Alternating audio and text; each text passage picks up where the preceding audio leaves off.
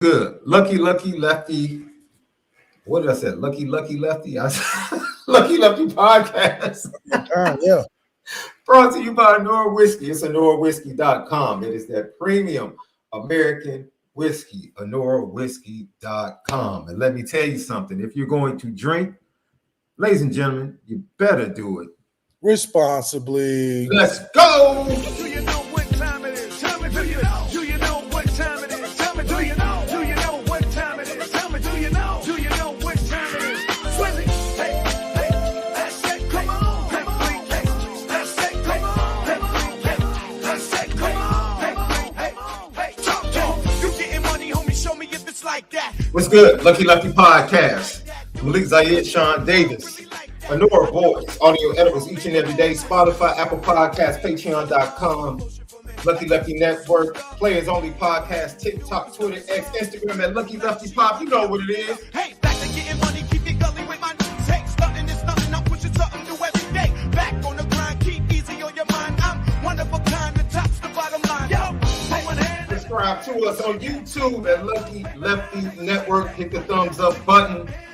Make sure you subscribe, leave your comments. We respond to all.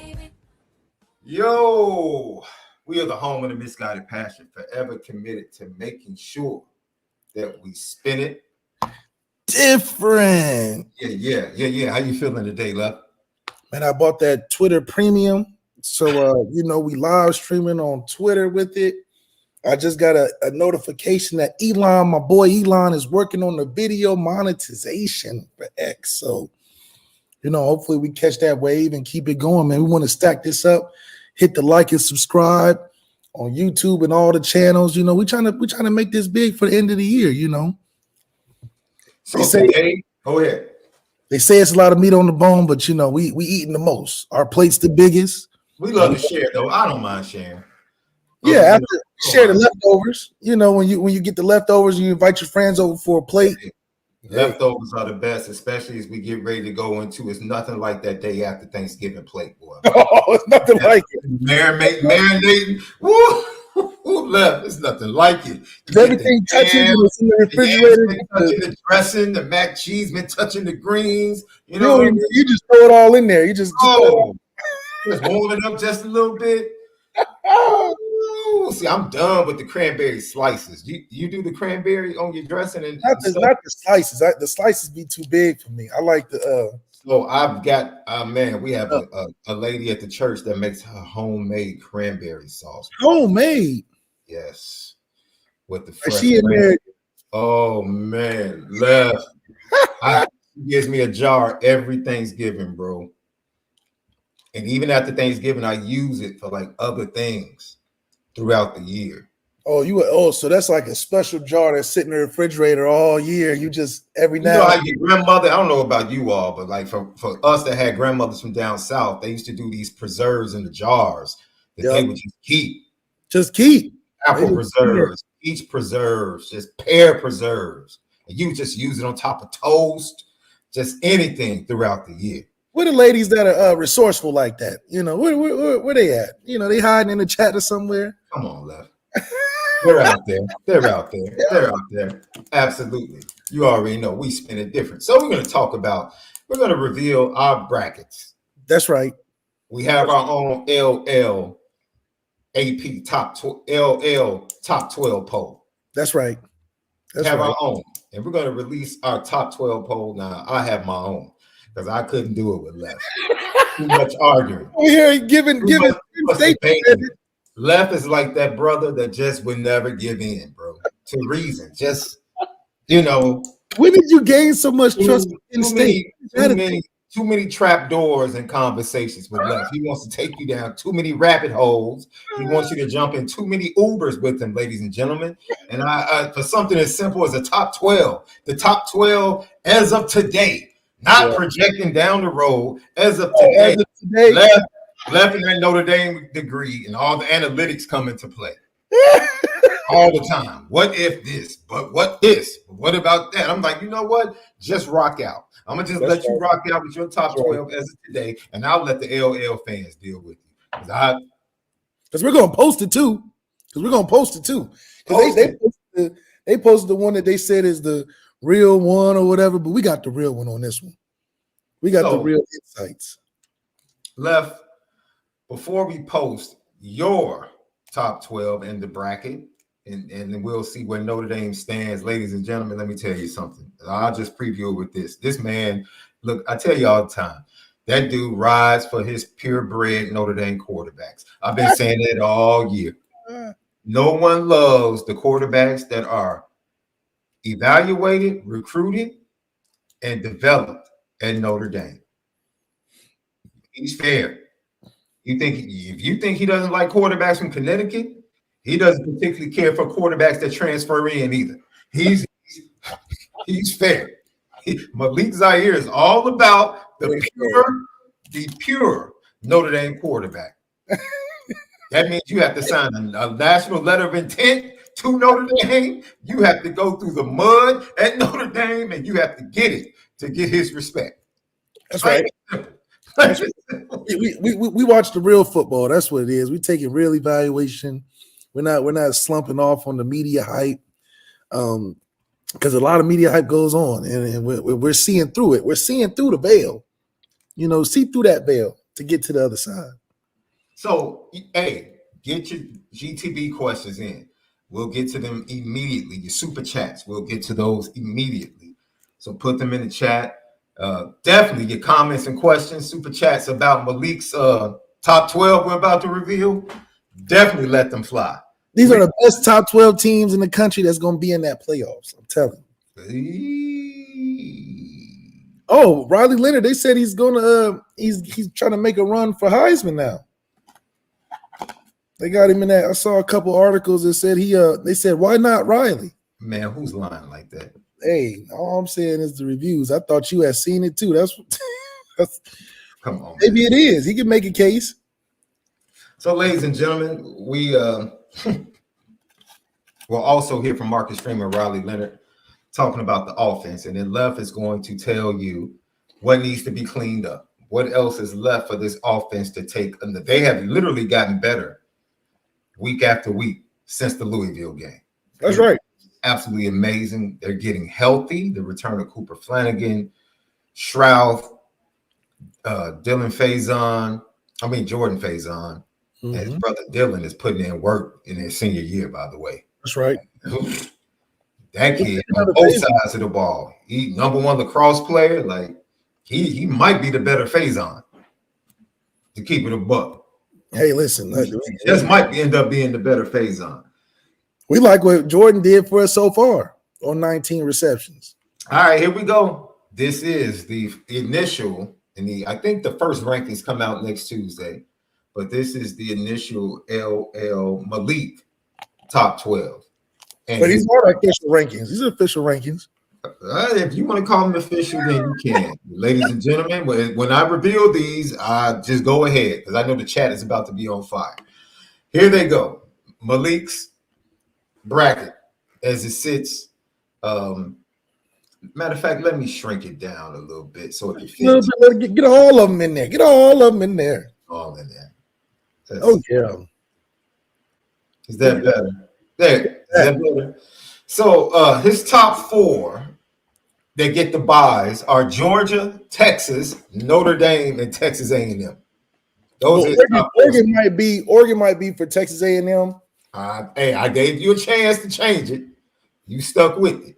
So you got to ride this one out, partner. You have to ride this one out. That's your top four. That's right. That means you're going to have two. You're not going to have, which is, it can't be done. This is why it's funny. It can't be done because the top four seeds are literally the conference champions. But I let Malik ride. I let Malik do his thing.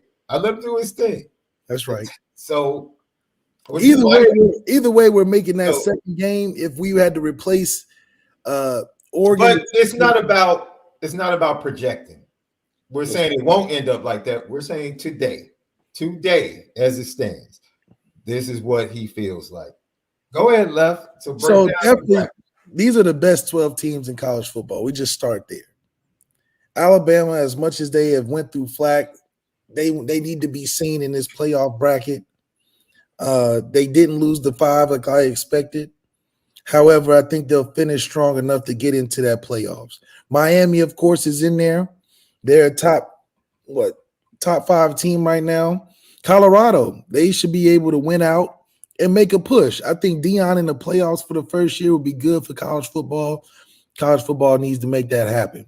There's been crazier circumstances, but Colorado needs to be in there. Georgia, of course, the big dog. We definitely need to be able to put them in there because Georgia, they've only lost 3 games in 3 years, it feels like. 4 games in 3 years or something like that. Put them in there. Clemson's having a great run. I think Dabo in this playoff setting was really good to have, good to see. You got we talked about Alabama, Texas. They have fallen, but they haven't fallen off. And I think that with all talent and all the people they have and the things they got going on this year, tough loss to Georgia, but I don't see them offensively struggling like that against any other team in which they remain in that top 12. Oregon, of course, doing a number on teams as number 1 team in the country. Well, number 2, right? Because they're behind Georgia this week. Either way, Oregon is proven. Dan Lanning in the playoffs is a must-see. Dylan Gabriel's been lighting it up. It'll be good to see that speed in the 12 bracket. Boise State's only in there because of Ashton Gentry, how you ever say it. Would love to see Ashton in a setting amongst elite competition, especially as a Heisman candidate, even though they delivered a Heisman before the playoffs, right? But if he does win the Heisman, it'll be great to see him in the playoffs amongst these other great teams. Who do I have? Us, of course. I know we don't have a bye, but we're going to be in there, and we'll make it to the second round because I think the way they had the other bracket, they had us playing Boise State first, and that's a dub. So I think, like you said, we've been getting stronger since the bye week. Now the competition is what it is, but we've been geared up to have consistency and depth, and also good coaching has gotten better at Notre Dame, so we definitely got to have us in there. Ohio State, of course, they suffered a terrible loss to Oregon, but Ohio State is still Ohio State, and I think they're going to finish the Big Ten strong. They have Michigan as it's just Michigan's had their number for the last couple of years, so that's a game to watch. But with all that being said, I still think they'll be able to make it. Indiana is my other Big Ten team. I think they'll end up riding it out and making it out just because they don't have a tough end of season schedule. And if it was ever a chance where you get an Indiana matchup to see who the best team in Indiana is, I would like them to be in the bracket where Notre Dame plays them because we can squash that conversation as well. And then Texas A&M, we put a whooping on them early, and they've gained confidence ever since. And in case they need to see some more action, they can get it too. But Texas A&M is playing hot right now, embarrassing LSU down there last week. Elko's feeling himself. The team is feeling himself, and they got a lot of ways to go. So I'm excited to see the 12 best teams in college football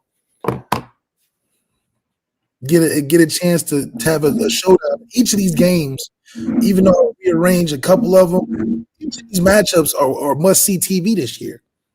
I think the bracket that came out by somebody else on Twitter, some games that you can fall asleep to, some games that you already know who's going to win those. These are legitimate matchups that I think would be tough, and tough to bet on, tough for each team, and it doesn't get any easier after the first round. So this is a must-see playoff bracket, and hopefully they listen to my suggestions. So once again, these are Malik's dream brackets, even though Notre Dame can't go higher than the 5 seed. I let you have it, bro. I let you. When I sent it, I didn't know you was putting it in order like that. I should have put numbers next to them because I know they're not going. They had us at 7, and I'm like, okay, that's decent because I think 5 is like we would have to go undefeated to get 5, right? That's like at our best. Like but I literally said, are you sure? Because my first thing was, you do realize Penn State is not in your top 12, right? And Penn State would never. As of today. I said, as of today. Even today. I don't think they deserve to be that high. You see how James Franklin couldn't even answer a question at his press conference. He started walking off behind the curtain and stuff. Like, where you going? Where you going? So you can tell that pressure's getting to him, and it's not going to last very long because even when they had Saquon, they fall on their face every time. And you don't even like Drew Allard, so I don't know how you got them any playoff contention because we see that has nothing to do with how they're playing right now and being undefeated.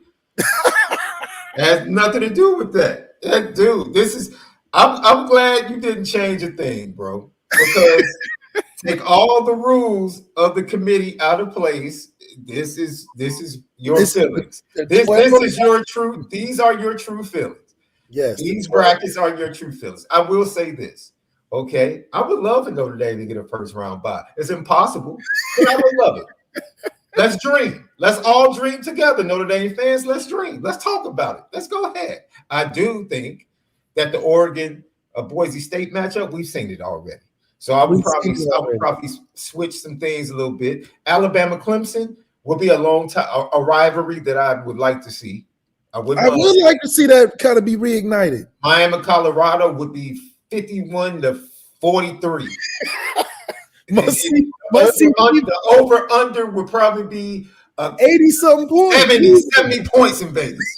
Over-under would be 70 in that game. Easily. Either they're not, no one stop. Miami couldn't stop Virginia Tech. So I know they're not stopping Colorado's offense. That's going to come down to who got the ball last and what quarterback is hotter. And that'd be great TV. Miami would run on Colorado and they would pass on Colorado. So it would be Cam and Shador. Do you know how many NFL scouts would be at that game? Must see TV. They got it. I mean, come on now. We talking about this a business. I already saw the video today where they said they held out Dominique Wilkins to keep David Robinson's scoring record in the West. Now, how crazy is that? Let me tell you something, man. I love the bracket because it's a fantasy bracket. And I didn't take it too seriously. Because I knew you didn't take it too seriously. I was like, man, let's run with it. Let's play, let's talk about it, let's have fun. So I would definitely say Miami would end up facing Georgia. Clemson would end up facing Texas. Really? Oregon would end up facing Notre Dame. Yep. And Ohio State would end up facing Texas A&M in your brackets. And those would be some fantastic semifinals. Quarterfinals. Those quarterfinals would be dope. Hell yeah. Miami, Georgia, Texas, Clemson, Oregon, Notre Dame, Ohio State, Texas A&M. Yeah, those are 4 pretty good games. I'll give you that. For TV, the business, you just created 4 quarterfinals that I think would be absolutely amazing. I don't think anybody would say anything. I'll give you that. Yeah. I'll give you that. Notre Dame, with Oregon coming to Notre Dame in the snow. Well, they say that the quarterfinals are neutral. Okay, you're right. Quarterfinals are neutral, so it'll be a neutral field. We will meet somewhere in Nebraska. First round would be. You're right. Thank you for correcting me, love. Either way, Notre Dame and Oregon would be huge right now. That would be huge because you have 2 charismatic head coaches in Dan Lanning and Marcus Freeman. That would definitely make it spicy. Because I wonder what Dan Lanning would say about Marcus Freeman, because he's not technically the social media flashy dude, but he's a great what they call it, players coach.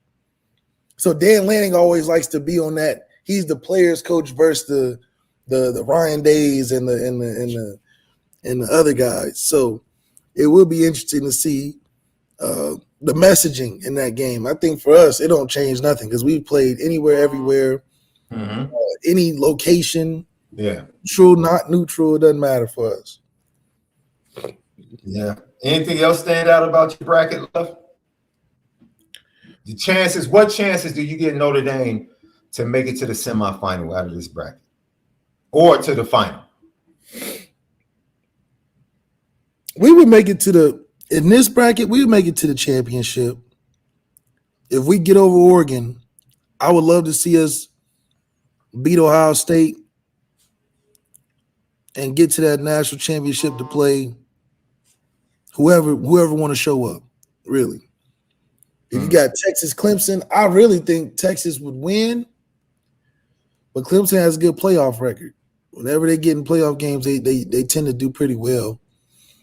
Sark's a great coach, so but the overarching story is who's going to be the offense to outlast that Georgia defense.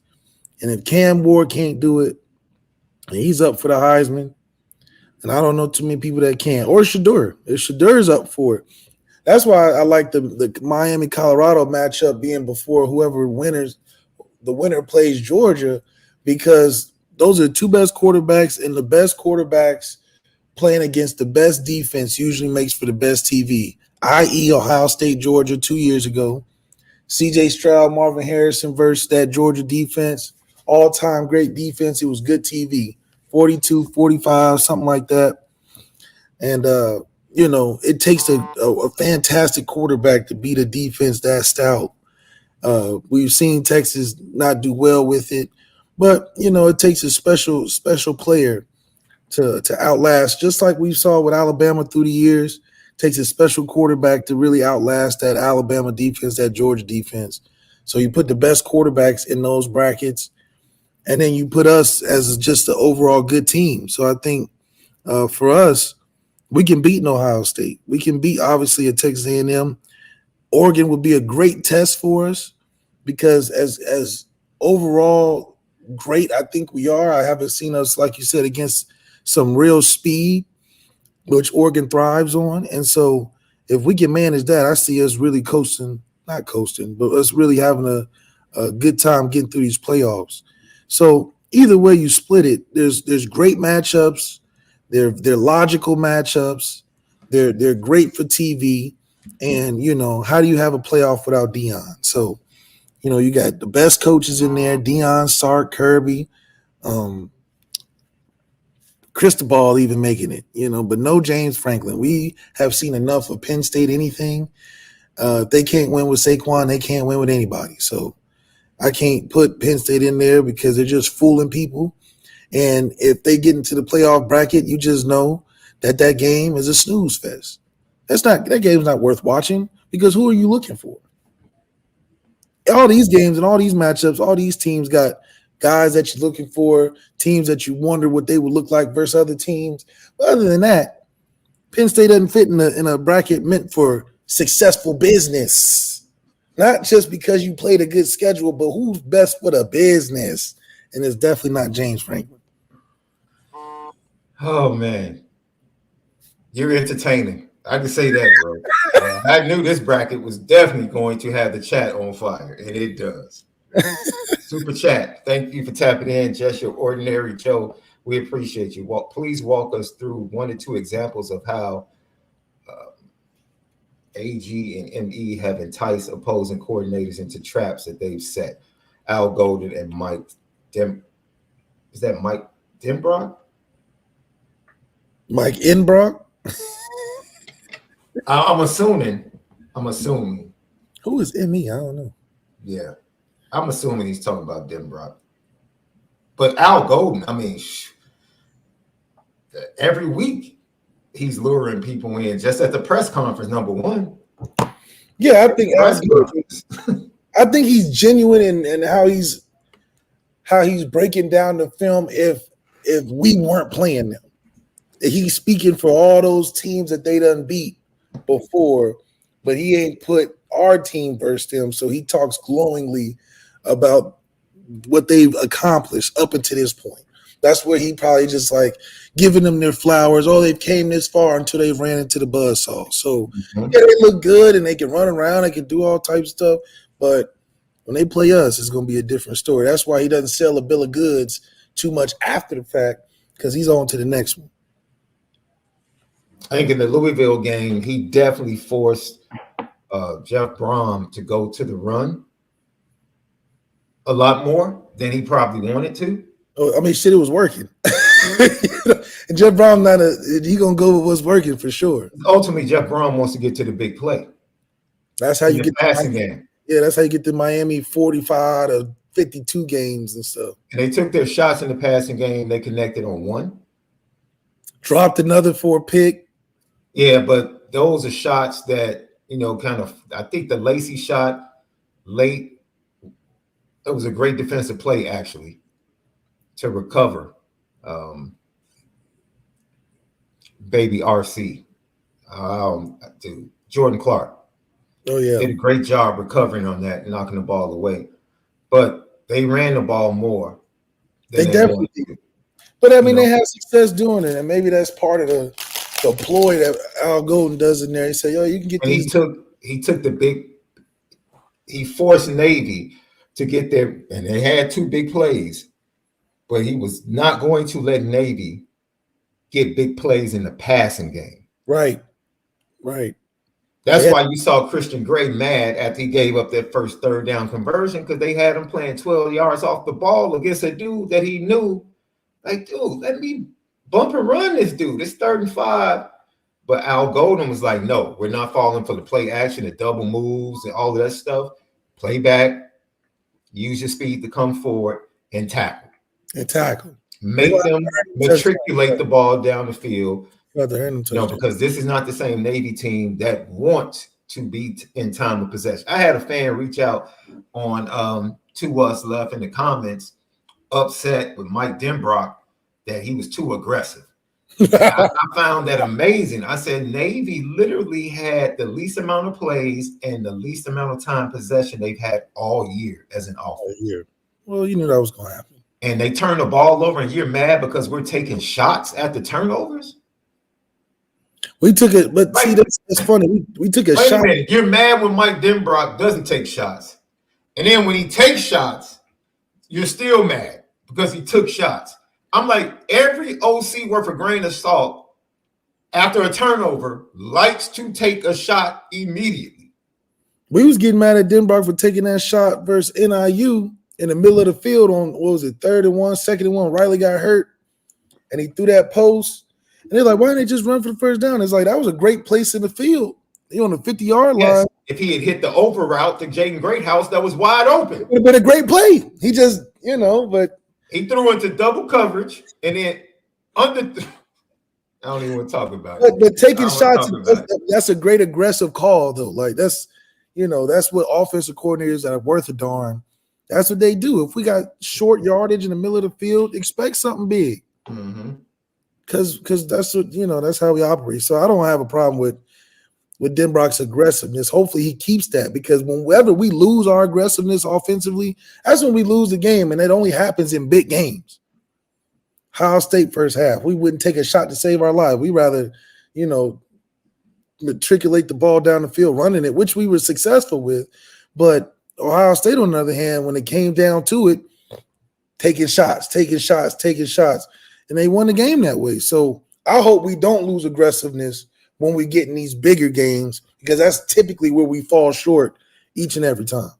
And they faced 2 consecutive teams in Georgia Tech and Navy who were smaller defensively and had to blitz, had to zone blitz, exotic blitz. And then you start to see the over routes by Jaden Greathouse.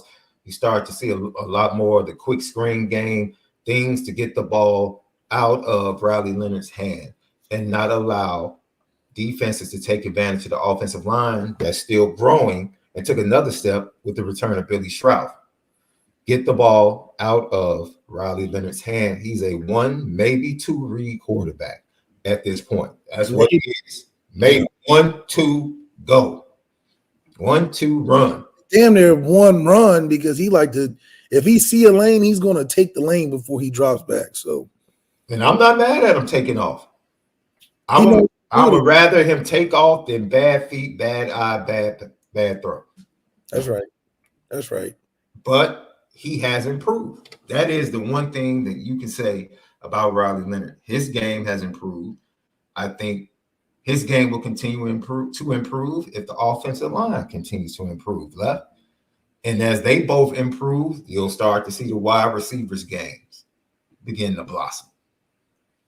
Well, we obviously want the O-line to continue to get better, but Riley's confidence on throwing outside the hashes are just things he has to continue to get used to. Mm-hmm. He has to have the conscious focus to get outside of the hashes and not just always say, oh, we practice it this way in practice, and that's what I'm just going to stick with. I want him to be able to understand of where the importance of why you need to, sometimes put it outside the hashes.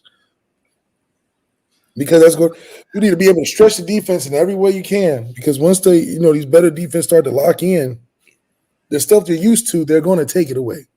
Why is Bill Belichick one of the greatest defensive coaches? It's because whatever the other team does best, he usually takes it away or gives them a hard time, forces him to go somewhere else. So if Riley was to ever wake up the echoes and start attacking outside the hashes and giving his receiver chances and being effective out there, I think that's when you open it all up and it makes it really hard to stop. And we can hit that 50-point mark every time. Oh, facts.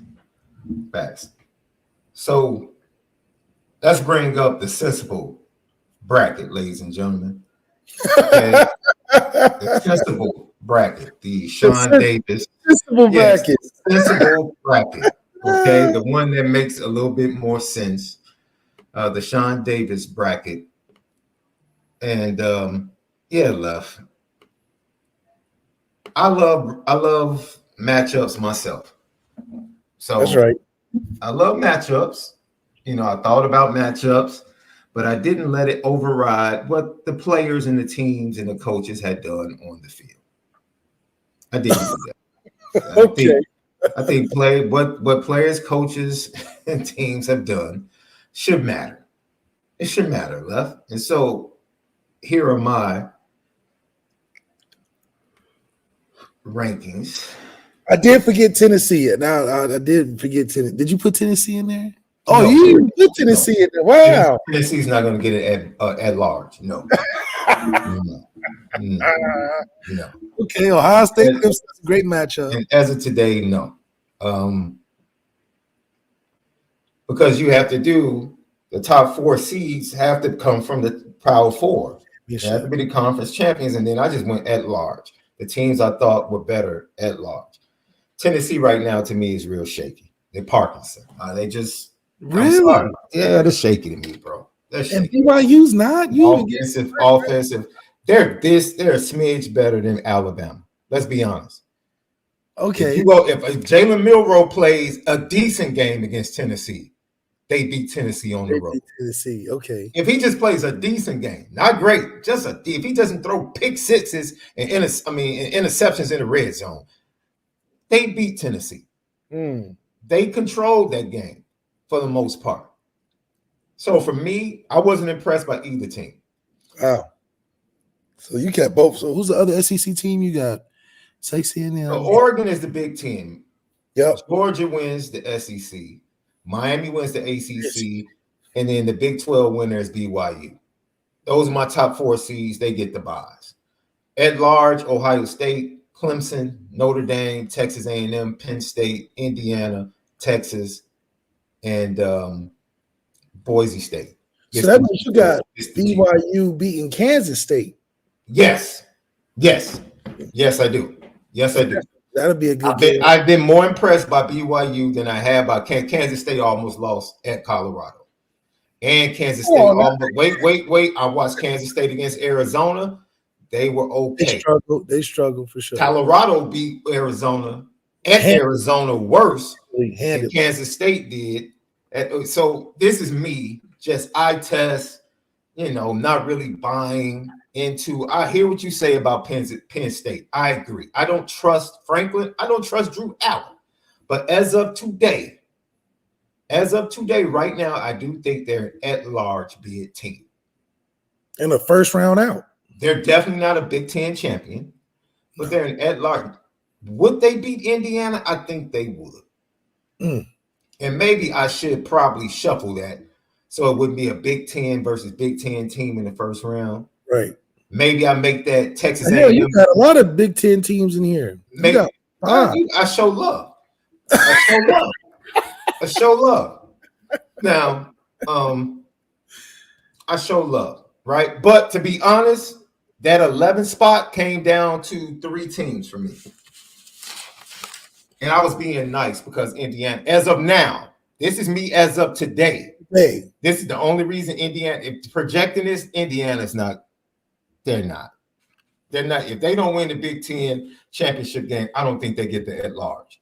That's just me. Not against the SEC team, 2-loss team. I don't think so. Could they? It's possible, Left. It's possible they could. They gotta win out too, and all But things. shout out to Coach Signetti, the job he's done, incredible. You're still the second best team in Indiana. It doesn't make all of that. What you do, you're the second best team for sure. Still the second best team in Indiana. He's under that today, too, right? this is like you have to remind people. As of today, they're undefeated. They deserve to be in the top 12. Yes. They deserve an at-large bid today. This is not projecting. As of today, they deserve to be in the top 12. They do. See, this is reasonable, ladies and gentlemen. This is a reasonable bracket. I'm not TVing, broadcasting, rankings, ratings. That's Malik. I let Left do that. He put on his CBS. He put on his CBS hat. Right. He put on his CBS sports hat. Me, I'm here for you, fans. This is intrigue. I'm here for you, fans. It would be intriguing to see Indiana in the playoffs. It would. It would be intriguing. Texas, Boise State, Genty going up against Sark. It'll be a really good game. I think Texas would win, but I think Boise State against a stout defensive front. Could Genty have? Man, Genty could make a lot of money in this game. If he can put up 150 against this Texas defensive line,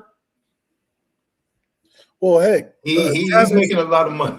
He's already made a lot of money, but this would be definitely a proving ground for him going up against that Texas defensive line. Travis Etienne made a lot of money versus that Texas. He broke some tough runs. He had some tough runs. But Travis was cool before he got to Georgia. I respect him in that Florida behind that trash offensive line. He was putting in work. Yeah. So I respected Travis before he got there. Texas A&M, yes, I want to see the rematch because I think we will kill Texas A&M. Oh, you want to see the rematch? Okay. Yes. Bring them to South Bend. We already went to College Station. Come on. Yeah, we already went to College Station. They gotta come up. Yeah. Bring it to the cold. Let's go. Bring it to the cold. Let's see what you really. Let's test your manhood. Damn, let's go. December 20th is cold in the South Bend. Woo! Clemson, Ohio State. I'll admit, your first round games are far more intriguing than mine, Left, from a TV standpoint. You get no argument from me. None. The matchups you had from a TV standpoint, phenomenal. Go crazy. Absolutely phenomenal. I'm just being practical. As of right now, could I have put Tennessee possibly in Indiana's spot? It probably would have been a better game, Penn State and Tennessee. Yeah.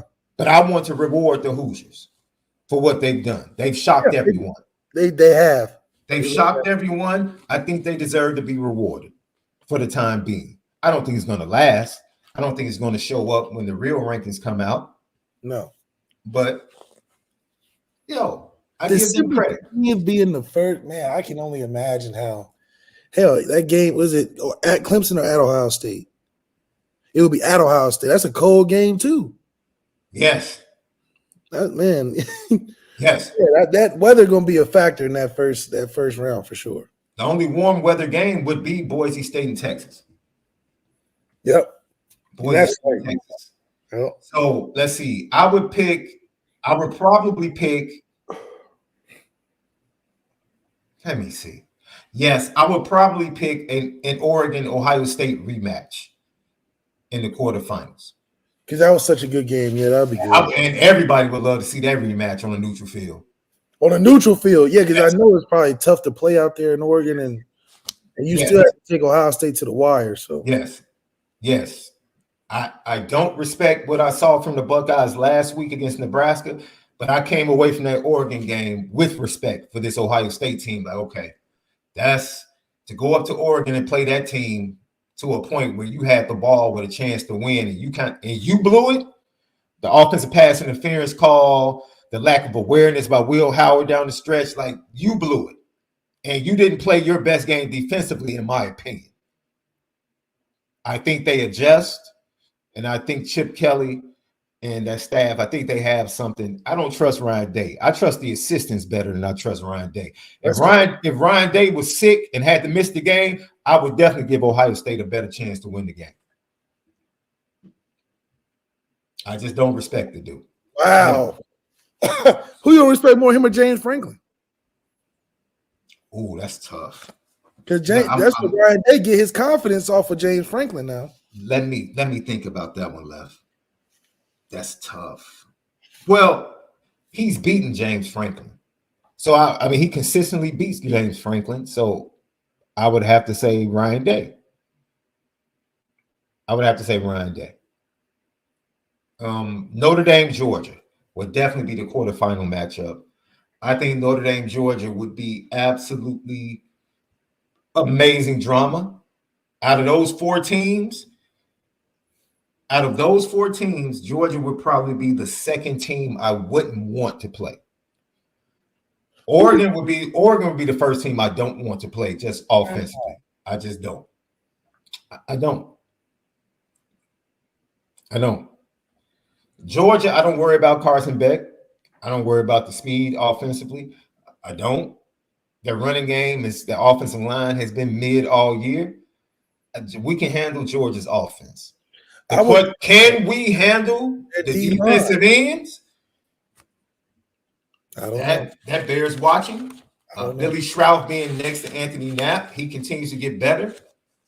Then probably they are able to kind of hold up and compete and give Riley Leonard a chance. So you worry more about Oregon's offense versus our defense than our offense versus Georgia's defense? I got our offense versus Georgia's defense. You know why? We've played Georgia. See, Georgia's style of football is going to keep Notre Dame in the game. We've seen that. Georgia has had more talent against Notre Dame the two times they played previously at Notre Dame and in between the hedges, and Notre Dame was in the game with the ball to win it in both games with less talent. Why? Because of the style of play. They play a style of play that's similar to ours. They do, yeah. So we're comfortable with that. Ohio State, under Ryan Day, his booty hole gets tight. They play our style of ball every time they play Notre Dame.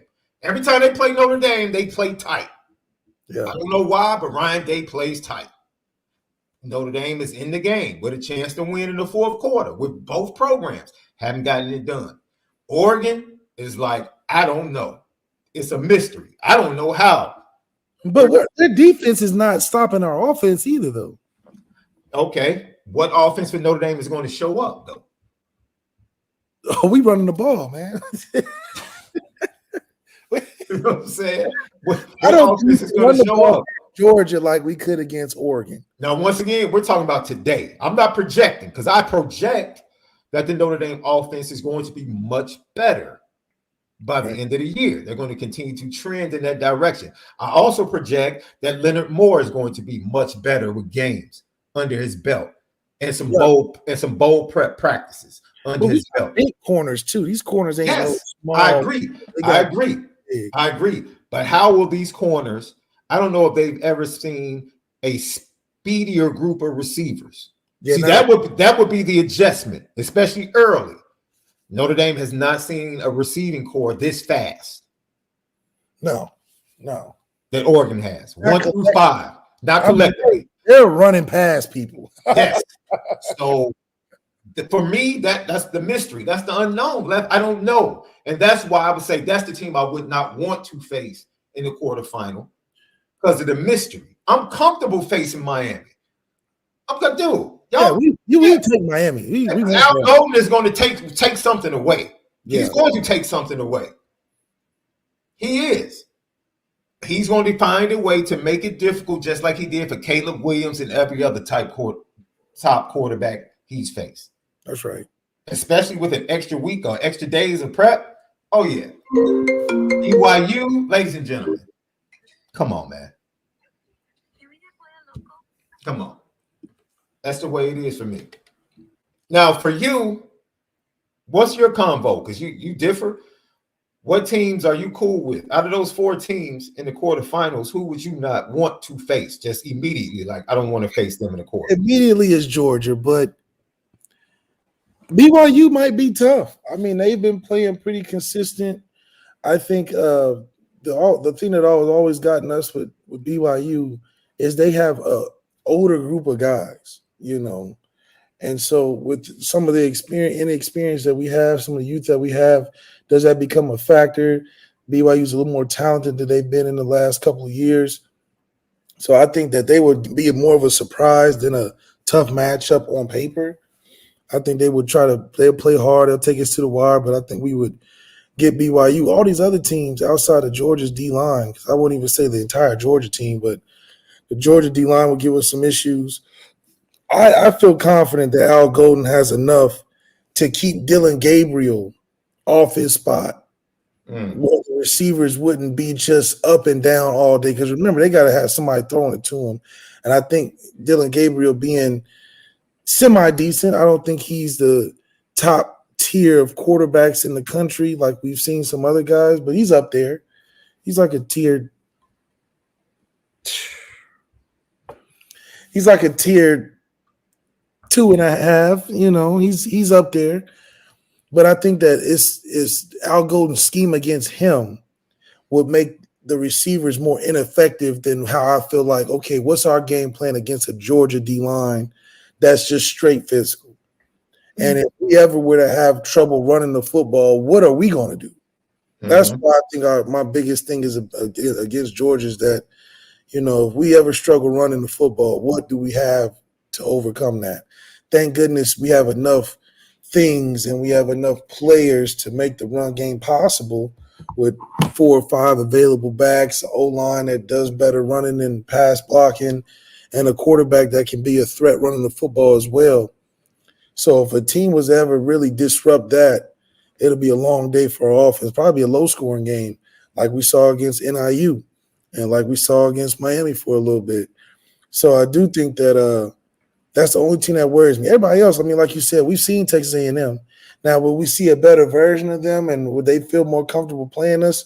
I'm sure. It's harder to beat teams 2 times in a row.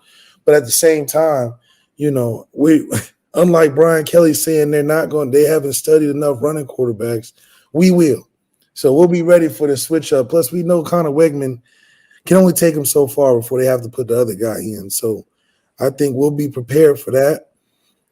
We don't trust Penn State, obviously. We know they're going to beat themselves before anybody gets a chance to really beat them. And then going into potentially the game after, whether it's Ohio State or Oregon, I think it'll be really interesting to see what we bounce back with after an emotional victory beating the Georgia. Because if we could beat a Georgia in the quarterfinals, you got to think you looking ahead like, damn, there's still 2 games left. So I think whoever has happened to beat Georgia early like that is going to have a tough time the next week, regardless of who it is, just because Georgia's not an easy out. And I think they've only lost a game each year for a reason.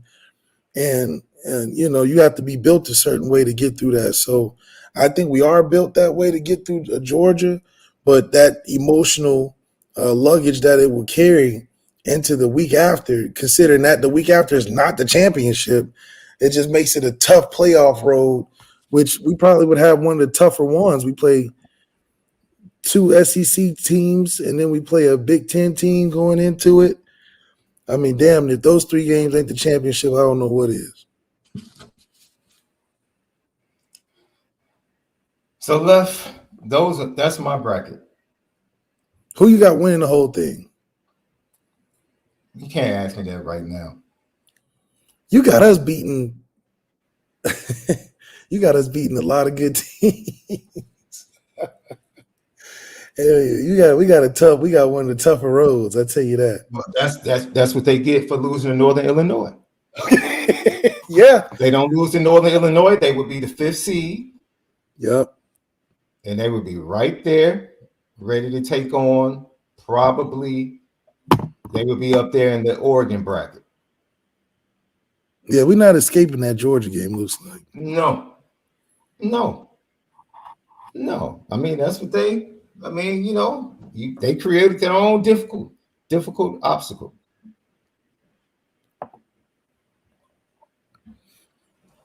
Texas going all the way for you? Heck no. That Georgia exposed them, in my opinion. No, I'm saying through the bracket. Oh yeah, they beat. Yes, I would pick them to beat Boise State and BYU. I don't think they just dominate BYU though. No, I do think it's a game going into the fourth quarter. One possession game, fourth quarter. I do. Okay. Yeah. I have them making it to the semifinal. Yeah. Yeah, it's gonna be a crazy college football experience, but that's I think this truly proves to be you are a champion if you can get through this. But you got to think this is going all the way through a school's break, school's winter break. So guys, going straight playoffs, going right back to school. They get no time off. Hell, you probably be in school. I remember I was in school January 13th. Damn, so the week of school in some cases, championship. Newt has injuries will be a major factor in my opinion. Yeah, with some of these will see injuries make a big time difference. Yes. And none of these teams are built to go through January 20th. Most teams are in winter conditioning and doing mat drills and taking surgeries and recovering and building the roster back up. So a team that probably gets to the end of the road, sheesh, they're going to be beat up because when are you going to recover? When you would have to replace a whole bunch. A lot has to take place when you got that late in the season and stuff. So yeah, because a lot of defensive players, Georgia got a lot of defensive players back prior to the Texas game. Mikael Williams didn't play against Alabama. Wow. Like he was a top 15 pick in the NFL draft at defensive end. He didn't play early as well. I don't think he played against Kentucky. They get him back for Texas, and you see what he does. Yep. So they're a totally different team if they're healthy. I think Notre Dame getting healthy, they're starting to look like a totally different team. I don't think Miami, I'm not sure, but Miami hasn't had any major injuries quite yet. Nope. We saw Ohio State lose their left tackle. You saw how they looked on the offensive line as soon as he went down. And he's a top 20 pick in the NFL draft. So, yeah, it's definitely in these matchups, it's a razor-thin matchup a lot of the times when you go to the quarterfinals and semifinals, which is, I guess, it's going to be the March Madness feel this year. I mean, I want to see how it continues. If it can stack up to that first weekend in March Madness eventually, and that will probably lead them to expand to maybe 16. If they expand to 16, teams like Notre Dame are just going to get to the last every year. People are going to start resting players, bro. Yeah, if it gets that, I mean, they might start thinking about it now. If I clinch a spot in the championship game with a game left or 2 games left, why should I play my starters this last game when it doesn't matter? All I have to do is win the championship game on the top 4 seed. Yeah, you would almost eventually get rid of the championship. They really have no consequence. I mean, technically, you'd be playing for the first round bye. That's what you'll be playing for in these conference championships. Because then that would make sense if the winner gets the first round, so you get a week off, and then you come back second round for the quarterfinals. But this is some interesting stuff for a first year bracket for what we haven't seen before. I mean, like you said, injuries are going to be premium, and even the teams that seem the strongest, they got a long road to stay healthy for 4 extra games. Like when you get towards week 10 anyway in college football, you're like, all right, it's time to go to basketball. I'd agree with that, bro. Because I know those teams that play like Alabama, all them Alabama teams that played in the championship year after year after year, they had a lot of downtime from that, waiting on all them other bowl games and all that stuff. Now, just imagine they don't get a chance to get healthy. They're playing right away. We may not have a dynasty that we've seen. You might not have dynasties anymore in college football due to the fact that because so many things can take place, there won't be no repeat champions. there'll be good teams that are expected to get into the playoffs every year. But once you reach that 4-game stretch, 3-game stretch to get to a championship, it's almost like anybody could win. So you don't think there's a chance that we have a back-to-back champ anymore, like Georgia just pulled off? No way. I just don't think it's possible. How can you, because not only are you, it's hard enough to play in the national championship game. Now you got 4 games that are championship style games where injuries and the high impact and team qualities are just about even. It's going to be just like NCAA basketball. There's no way to predict it. Hell, you could have a Clemson mess around, get to the championship game if they play good. The other team they're playing the week after is hurt in a major way. Then they slip a good win, and then now they're in the champ. You know what I'm saying? So I think because there's so many games to get there, and it's a win or go home, that you just hope you can stay healthy through it all. And then coaching is going to be of a major factor, because now you got to put your money where the mouth is. Now the $1 million contracts of these coaches are going to start to make sense, because now you're in a different bracket. Yeah, we got a good recruiting coach, but do we got a good playoff coach? Do we got a coach that can make it to the playoffs? Not only make it, do we have a coach that can win in the playoffs? So, I mean, games are going to have, like they've been all year. Games have been crazy, coming down to the wire. How many Hail Mary victories have we seen so far? So it's just going to be interesting to see how it translates. I think you're on mute. I apologize for that. John Massey, Lil Tunchi with the GTB question. What's Texas, USC, and UConn? They played them all the first month.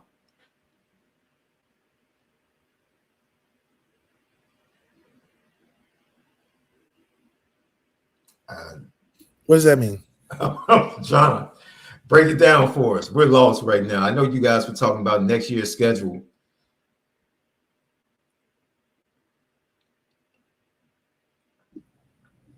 But yeah, I do think that it won't be a dynasty. It's gonna be, it's super hard, because how can you predict any of that? Oh, I think he's talking about the women's basketball. Okay. Yeah. Early on. UConn, I don't think UConn's team has recovered. I think they need another year to get back. They do have a very impressive class of freshmen, though. But I just think Notre Dame will be too much. Their guard play too much. Our guard play, we got that down. We got to get some bigs. Because they weren't as talented, but they were really tough-minded defensive team last year. And I think that defense might take a step back, but they're going to be extremely more talented with the incoming freshman that Gino is going to have that squad ready to go come tournament time. Texas is going to be a tough game. Texas is going to be a tough game. But I'm going to be honest, man. ACC-wise, I worry about North Carolina State this year. Virginia Tech a little bit. And then Notre Dame's health. Notre Dame is their own worst enemy this year in the health. If they stay healthy, it's just one of those years. Niel, you have to get to the Final Four with this squad. You got to. You got enough star power. Yes, you got to. You taking pictures with your two point guards, and you and Skylar Diggins, and the legacy of point guards and everything, and the buzz. It's basically the buzz of women's basketball is Juju, South Carolina, Notre Dame. I mean, that's the buzz. It really is. Rightfully so. Neil's built up a squad enough, and she's got the credit. And Stanford is usually a good program. Stanford is in the ACC, so they get to play Stanford now in basketball. They don't got no that Brinkley girl. They don't have no girl like that, dude. No, but I mean, they usually have a solid program. Yeah, they have a solid program. Well, we'll see. I mean, they in the Big Ten, so it's like all these Big Ten teams are just Stanford's in the ACC. Yeah, that's why they play Notre Dame. Is there? Well, I never heard too much of ACC girls basketball. They just a bunch of shooters. Like Louisville's a bunch of shooters. They usually have North Carolina's a bunch of shooters.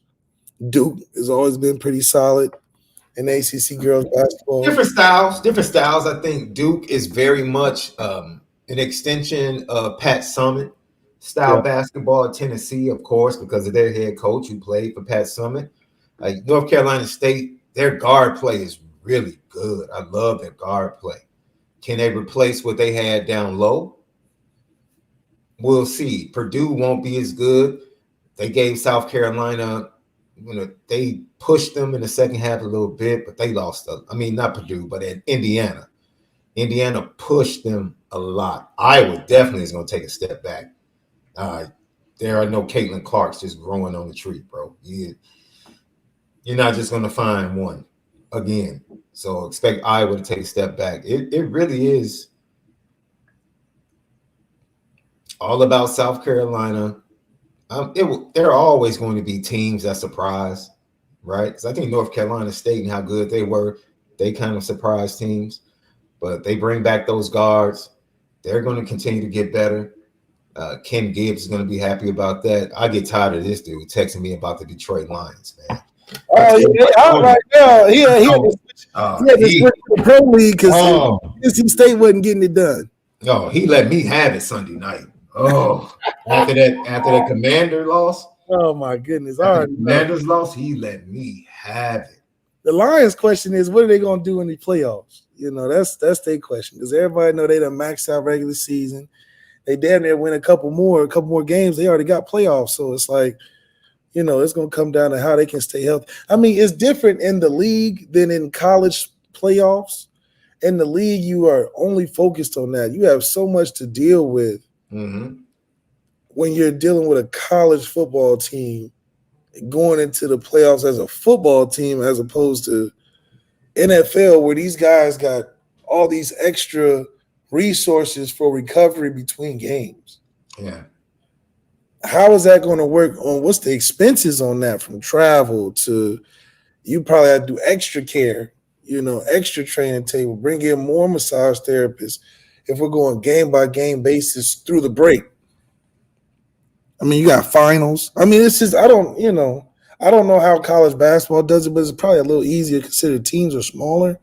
But you're taking hundreds of guys on trips week to week when it's like almost football during the summer version of college where nobody's at school and you're just playing football games. It's just a whole different environment. It's going to be so interesting to see how teams manage more so than what they look like on the field. Lucky Lefty podcast. So when we come back, Lef, I'm going to ask you what's the most impressive stat or thing about Notre Dame? What's the most impressive stat or thing about Notre Dame as we head down the stretch of this season after this second bye? And then we're going to hear from Marcus Freeman and Riley Leonard and their thoughts on the Notre Dame offense and this team and how it moves forward. We'll be right back. Lucky Lefty podcast. You already know we spin it different. What's up, family? The merch shop is finally here. Lucky Lefty Network merch shop. We got it all. From the shirts to the hoodies to the hats to the nitty gritties. Come here right now. Shop with us. Come get the swag because if anything else, we spin it different. You see the gritty. You see how we get down. It's elite. And if I am a reflection of him, then I must be fly. Because if you like, it shines so bright, I wouldn't lie. No.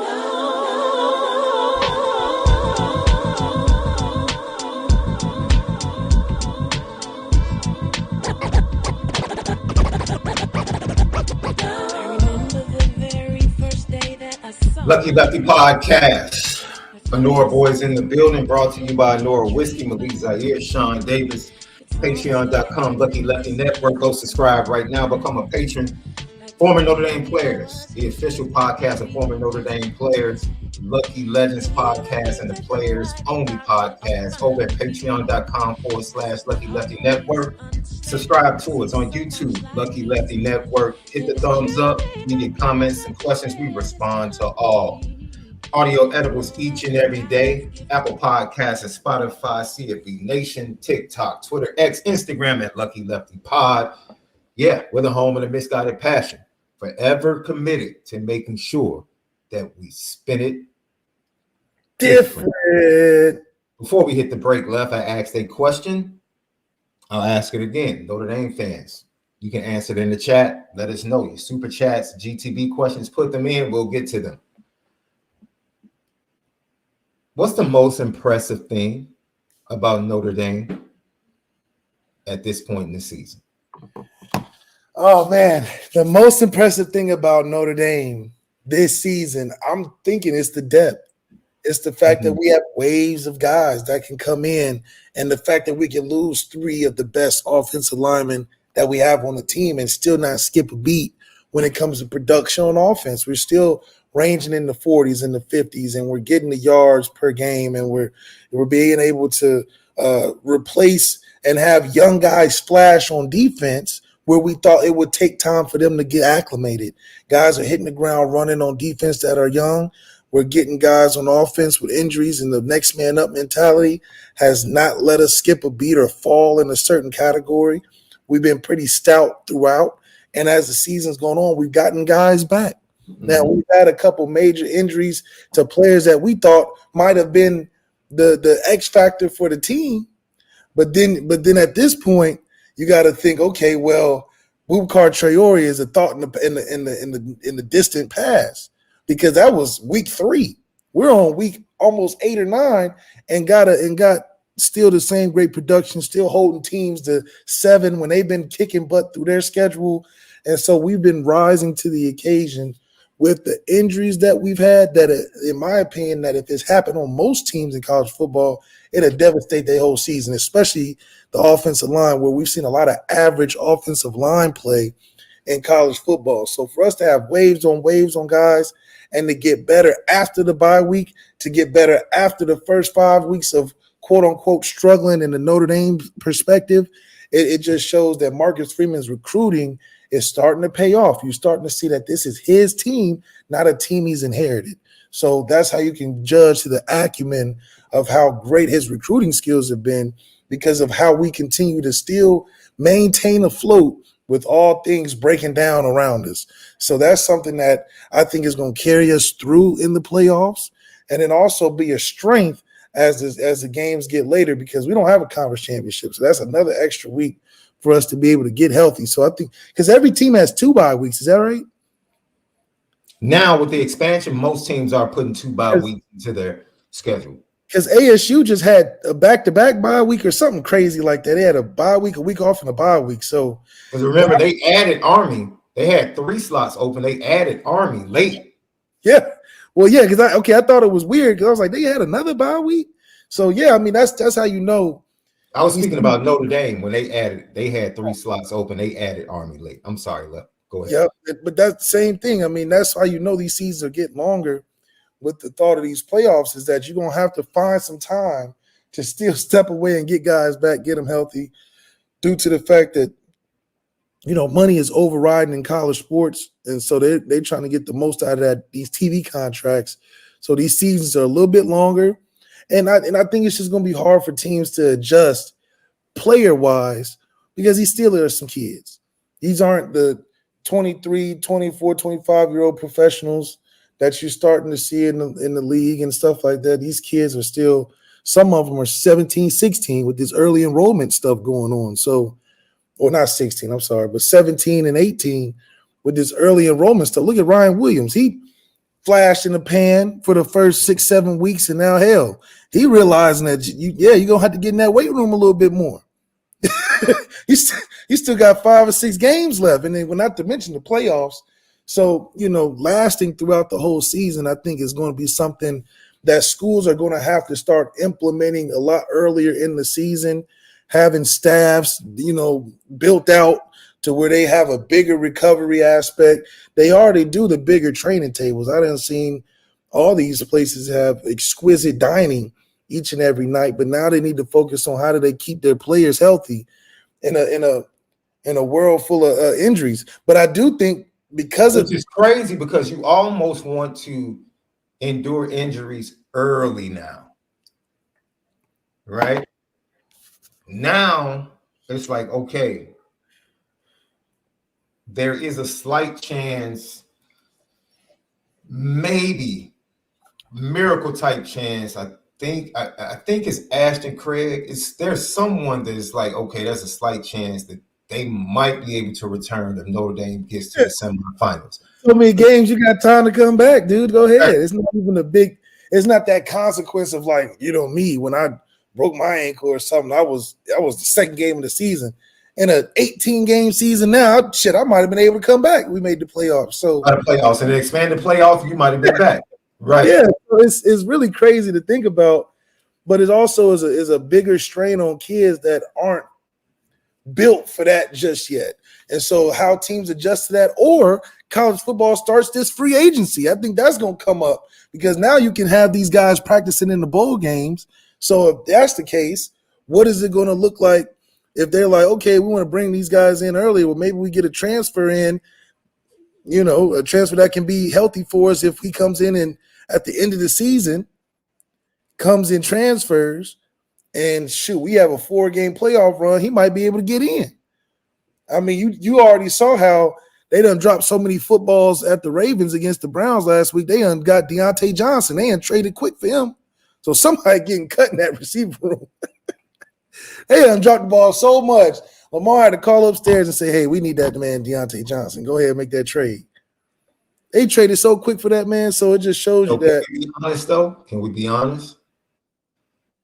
I love Lamar and I love Harbaugh because they're honest about what the season is about.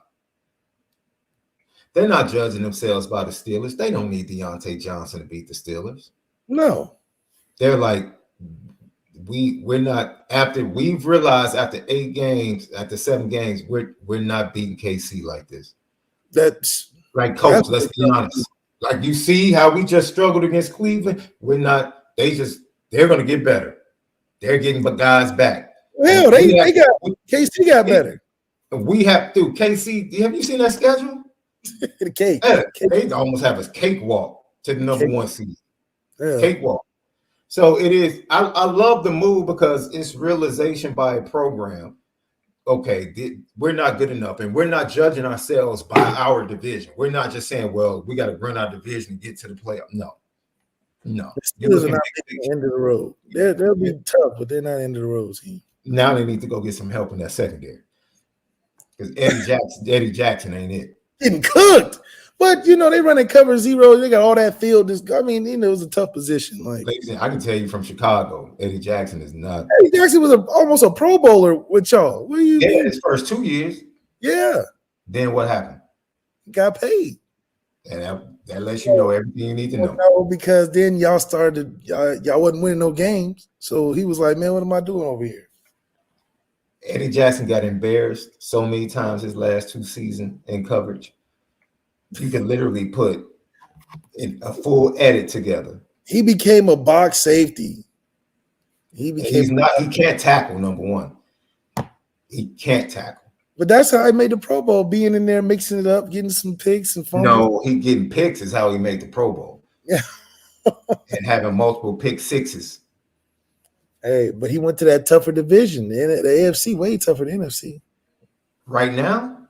Well, not right now, but. Well, I think the AFC is top heavy right now. Yeah, true. Because of injuries. Texans, injuries. Bills, injuries, right? The Bills are not deep enough to endure injuries because of what they lost. So if they have any injuries, it's going to be tough. The Bengals. The loss got hurt too. The Bengals, they had a ton of injuries on the defensive side that hurt them early in the season. Yeah. They're trying to dig out of a hole in the wrong division. They're in the wrong division to be trying to dig out of a hole. Yeah, because the Browns not bad. They're and the Ravens going to be top 2-3 team. Yeah. And the Steelers are consistent. So it's like, that's kind of like they're the Chicago of their division. Man, Preacher Winston might get them too now. Bishop Winston might roll up in there. What he say? He said that white boy from Detroit. We call him Eminem. Something's wrong with James. We know Eminem, man. He ain't got he got them quotes down packed. I mean, he prepared for these. I love James. So, Left, the thing I'm most impressed with, let me give you a few stats. We've talked about the offense, and we've talked about the offensive line, and I think most people would say they were underwhelmed by the Notre Dame offense prior to the Louisville game. I think prior to the Louisville game, and that's including the Purdue game where it's like, all right, you beat Purdue. Purdue stinks. But prior to that, I think, they do. They're awful. They took what's the name to the wire? Who was that? They took Illinois to overtime, which was Brett, beat them up. We need to sit down and have a conversation, bro. We didn't give y'all the roadmap. We didn't give y'all the roadmap. Notre Dame was, not Notre Dame. Illinois was up by like 18 in that game, or 21 with full control. It was just the wheels came off, and they barely escaped at home in overtime against literally the worst team in the Big Ten. Yeah, they're the worst for sure. The worst. But this team is 15th in the nation at 36.6 points per game, Left. Like all the talk about Notre Dame's offense, they're averaging 36.6. The schedule is questionable. Now, look, everyone that says they played a terrible schedule, you're right. They haven't really played any top-notch defense since A&M. They haven't. So I'm just basically going, I'm shocked that they put up 51 against Navy. I know it's Navy. I'm shocked. I didn't expect 51. The defensive touchdown, let's say they put up 44. We had 21 within the first quarter and a half. Did you trust that they were going to start fast, though? You didn't trust that. I didn't know that. You haven't seen it yet. The other team was going to have as many turnovers as they started to. Oh, that is what they were nervous. I think they had turnovers and opportunities against Texas A&M. Yeah, plus territory. Didn't convert. Yeah. Turnovers against Miami, Ohio. Couldn't convert. Right? So Navy should never be ranked higher than Indiana. Oh, come on now. Y'all drinking the juice. Marxist Freeman says, sorry, Luck, but the Indy should never be ranked higher than Indiana. Oh, he's trolling. Gotta be. We ain't talking about basketball. We're not going that route. Indiana been relevant since Kevin Wilson. Notre Dame would be a 10-point favorite if they play Indiana right now. Bigger than that. We're putting up 50, 48, 50 points. Dude, Indiana would this cannot be a serious conversation. This cannot be a serious conversation, bro. This cannot be a serious conversation. No, I don't understand. This cannot be a serious conversation. This could die. If Indiana went to Texas A&M, they would lose by 17 points. Oh, easily. And College Station. Easily. They're not equipped. They're not equipped. They just started, guys. They just got good. Let them be good for what they're good for. Now, see, I admit, dude, I don't run from the fact that the Northern Illinois loss is absolutely embarrassing. I don't run from that. I don't run from that. But if you can't take a step back and be objective, and you want to sit here and try to, Vegas would tell you, just call somebody from Vegas that you know. If you know someone from Vegas, call them and ask them, hey, if Notre Dame and Indiana hypothetically played on a neutral field, hypothetically, what would be the line? And I guarantee you Notre Dame would instantly be a 10-point favorite. Now? Hell yeah. Instantly. And that's with Indiana being good, undefeated. Instantly. I don't know. I don't have no clue what I just watched Indiana this last weekend, dude. That performance was mid. That Washington team is awful. They lost to Rutgers. Hell, Michigan lost to Maryland. I mean, Rutgers. You know. Ooh, dude. That's horrible, bro. That was horrible. And then the point is they would be 10-point favorites. And you wouldn't see the team that played Northern Illinois. No. You wouldn't. No. You wouldn't. Sorry. You wouldn't. The team that beat us in week 2 is no longer existent. They unpacked up. man. 6 weeks. I'll go a step further, and I'll end it with this. Illinois would beat Indiana this year. I have full confidence. They got Michigan. Full confidence that Illinois would beat Indiana this year. We can play them anywhere. Where do you want us to play? Because we took Penn State to the brink at Penn State. Yeah. Where do you want it? Where do you want it? We'll meet you in Indiana. We'll meet you in Champaign. Oh, and these Iowa State fans, they try to crop out that we beat Texas A&M. Talk about who did you play? Y'all cropped out the Texas A&M game. Crazy guys. Man, Iowa State. You almost lost to UCF. What's up with that? Pitt and Iowa State. Are you kidding me, man? Iowa State. Iowa State. The team that almost lost to Central Florida that got blown out by Colorado. That just fired their D coordinator yesterday. Come on, man. Come on, man. I know people don't watch the game now. They just look at losses and results. They don't watch the game. Like actually watch the game to see what teams have from a talent standpoint. They don't. Iowa State is slow. Their offensive line is mid. Their defense is atrocious. It's crazy. Same thing when people are like, oh my God, Navy. Notre Dame better watch Navy. They're giving up over 400 yards per game. That's not going to work. We had that by halftime. That's not going to work, ladies and gentlemen. Yards by halftime. It's not. It's not. I'm glad, please, give us Pitt, Iowa State, any one of them.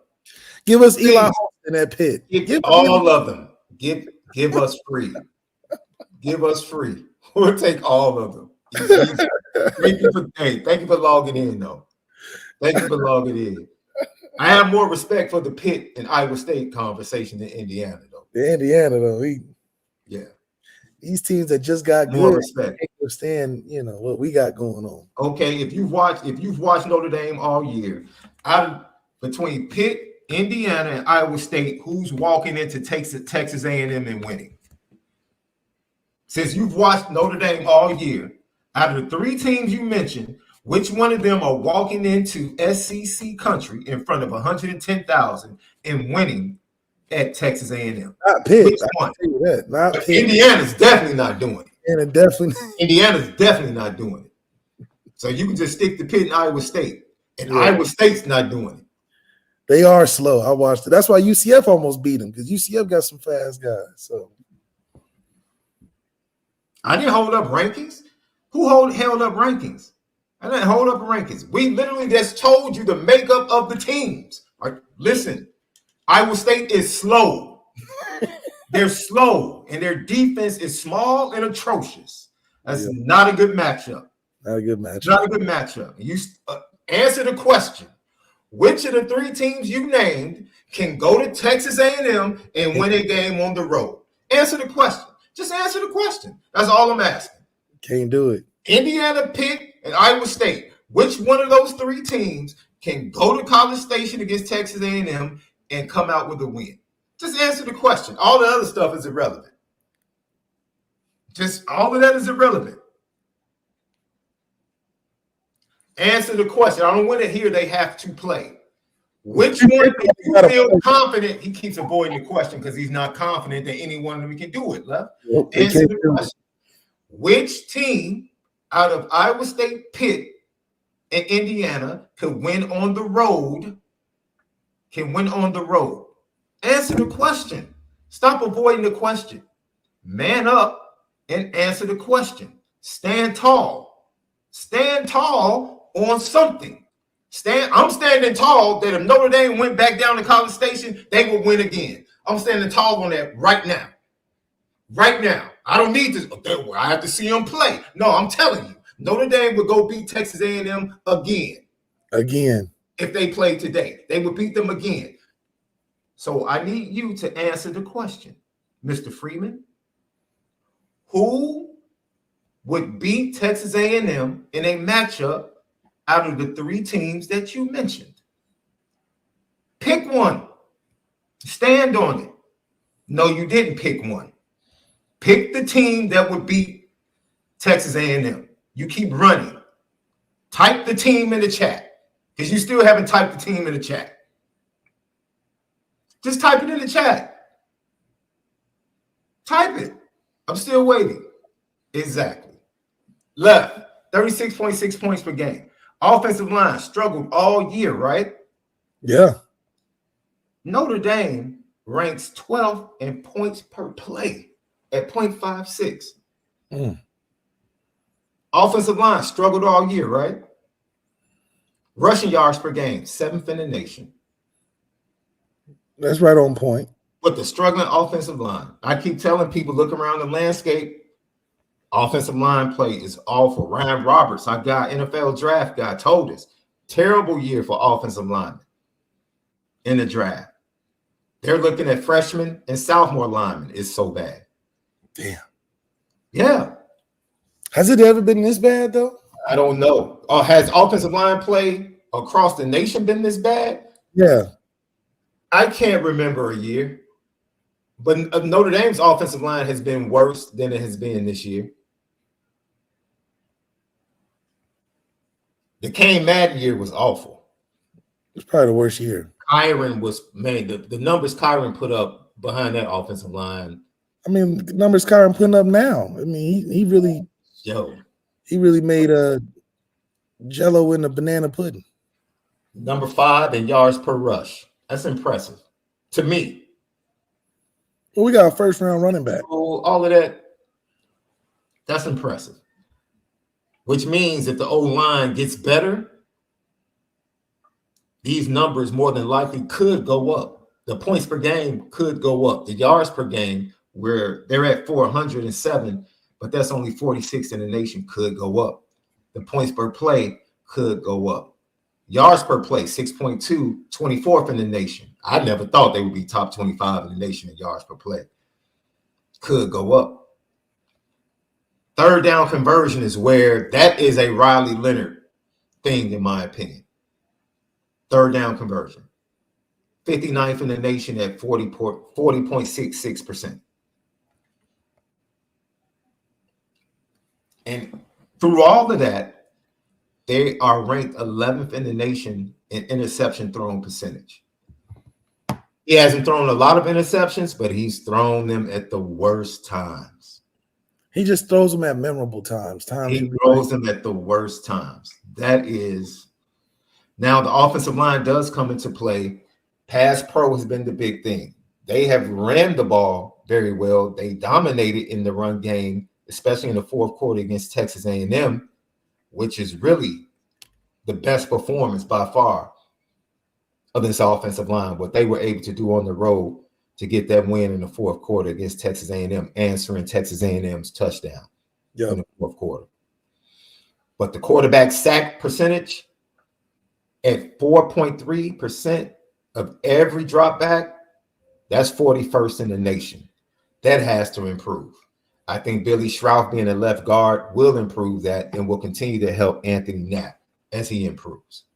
A good compliment to him as well. Their offensive stats, when you take a step back and take a step away from the fray and the NIU moment and the Miami, Ohio moment and the Texas A&M struggles, you take a step back from the fray and just look at it in totality, including its nuance, because you have to include that the schedule was very soft from a defensive standpoint. They haven't faced good defenses after Texas A&M.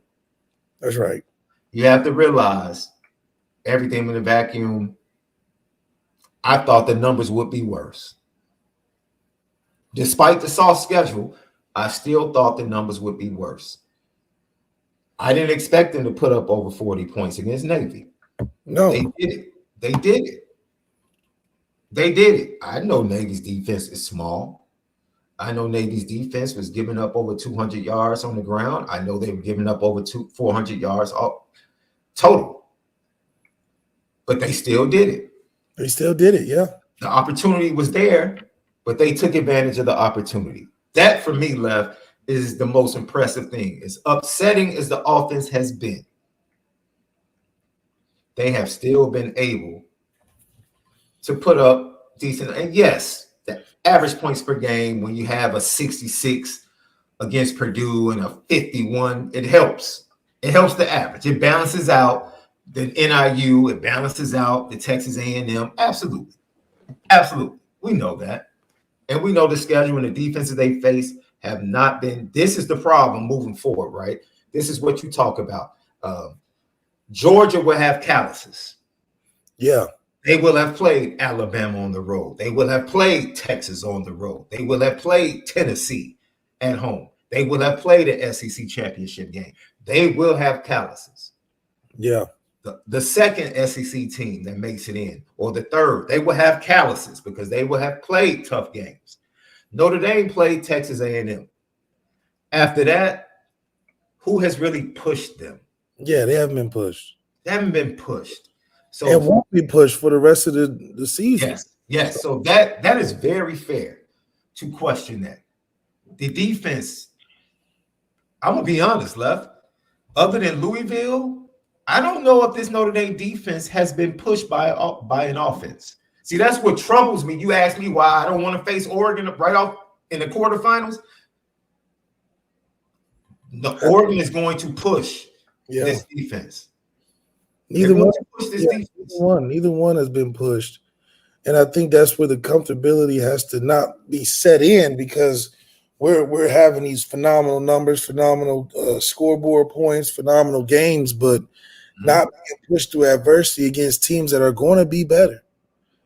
And especially better than the teams that we've played. How do you adjust to that when you can't practice for it?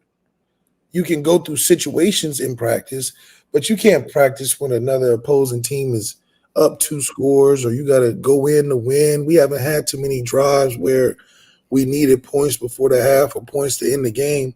Like realistically, most of college football. Most of college football, 98% of them have been challenged in that way. They've had to overcome some points, or they came down to the last couple drives. The year we had Sam Hartman, we were challenged in a couple times. Clemson, we was challenged. Ohio State, we was challenged, where we had to score to win the game or stop somebody to win the game. We haven't had that at all this season. Well, NIU, I guess, will be a quote-unquote challenge, but that's more game situation than it is a team coming into the game and being that much.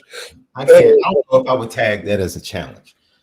I don't know if I would tag. Shout out to our boy Roosevelt, who just jumped in. What's up, Roosevelt? We showed your Hurricanes some love. We did. We did. Our initial brackets. We showed your Hurricanes some love. We showed them some love. They didn't get far, but we showed them love. No, we had the Canes in the semifinal.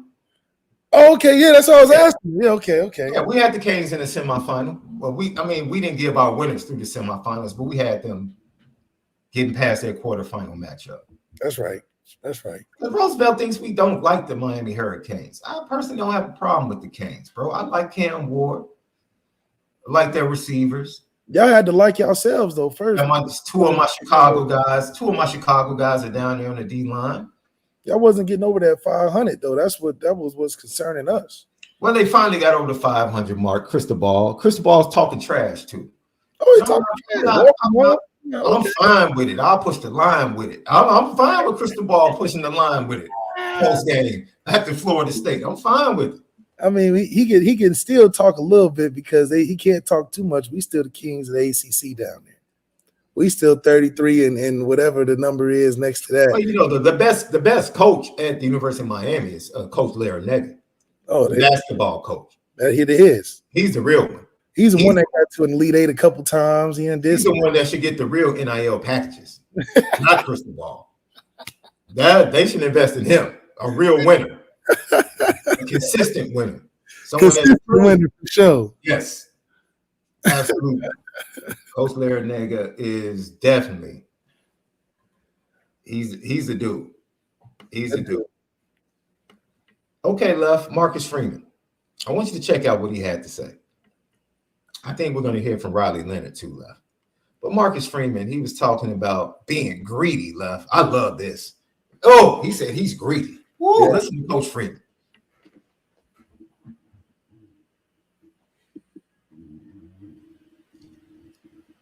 Sorry, we're having technical difficulties. I'm bringing up the video. I think that's for you all to tell us what type of win that was. For us, man, we achieved the outcome we wanted. right? And that's the ability to celebrate in that locker room. There's always room to improvement. I'm not satisfied. Nobody's in that locker room satisfied. We're greedy. We want more. We want perfection. And so we let others tell us what type of win that was. We're going to celebrate it because a lot of people in that room put in a lot of work to achieve that. So we got to celebrate it. That's the outcome that we aspire to have. But then we also go back to work and we really attack some of the deficiencies that we have, and we attack some of those areas that we've done well in. But I'll let somebody else do the description of what type of victory that was. Third row to the right, Tim Priester. Coach, could you just speak to the general approach going into this defensively and then how you had to adjust to the passing component? Yeah, I mean, in the past, you've had a completely different defense when you played a triple option team. But when they get into the gun, it's similar to what things you see week in and week out. And so we had to have the ability to, with the same personnel, play triple option defense. And then when they go to gun, be able to play some of the normal defense that we've had. And they still did a good job. I'm talking about Navy. They still did a good job. But Coach Golden had a wonderful game plan. 14 points is too much for greedy people like us, but they did a heck of a job versus an offense that hasn't been stopped much this year. Coach said he's greedy. I love hearing that, especially going into the bye. That's the right. And that gives you an indication of why Marcus Freeman teams coming out of the bye have played really well. Because he is greedy. He's not stuck on what we did last game. We have to be better. We expect to be better. Let's go through the process of making sure we are better than what we've shown. Love hearing that from Coach. Absolutely, and that's that confidence that needs to flow through the rest of the team, because if we just ate what was given to us, we would be out of the first round of the playoffs quick.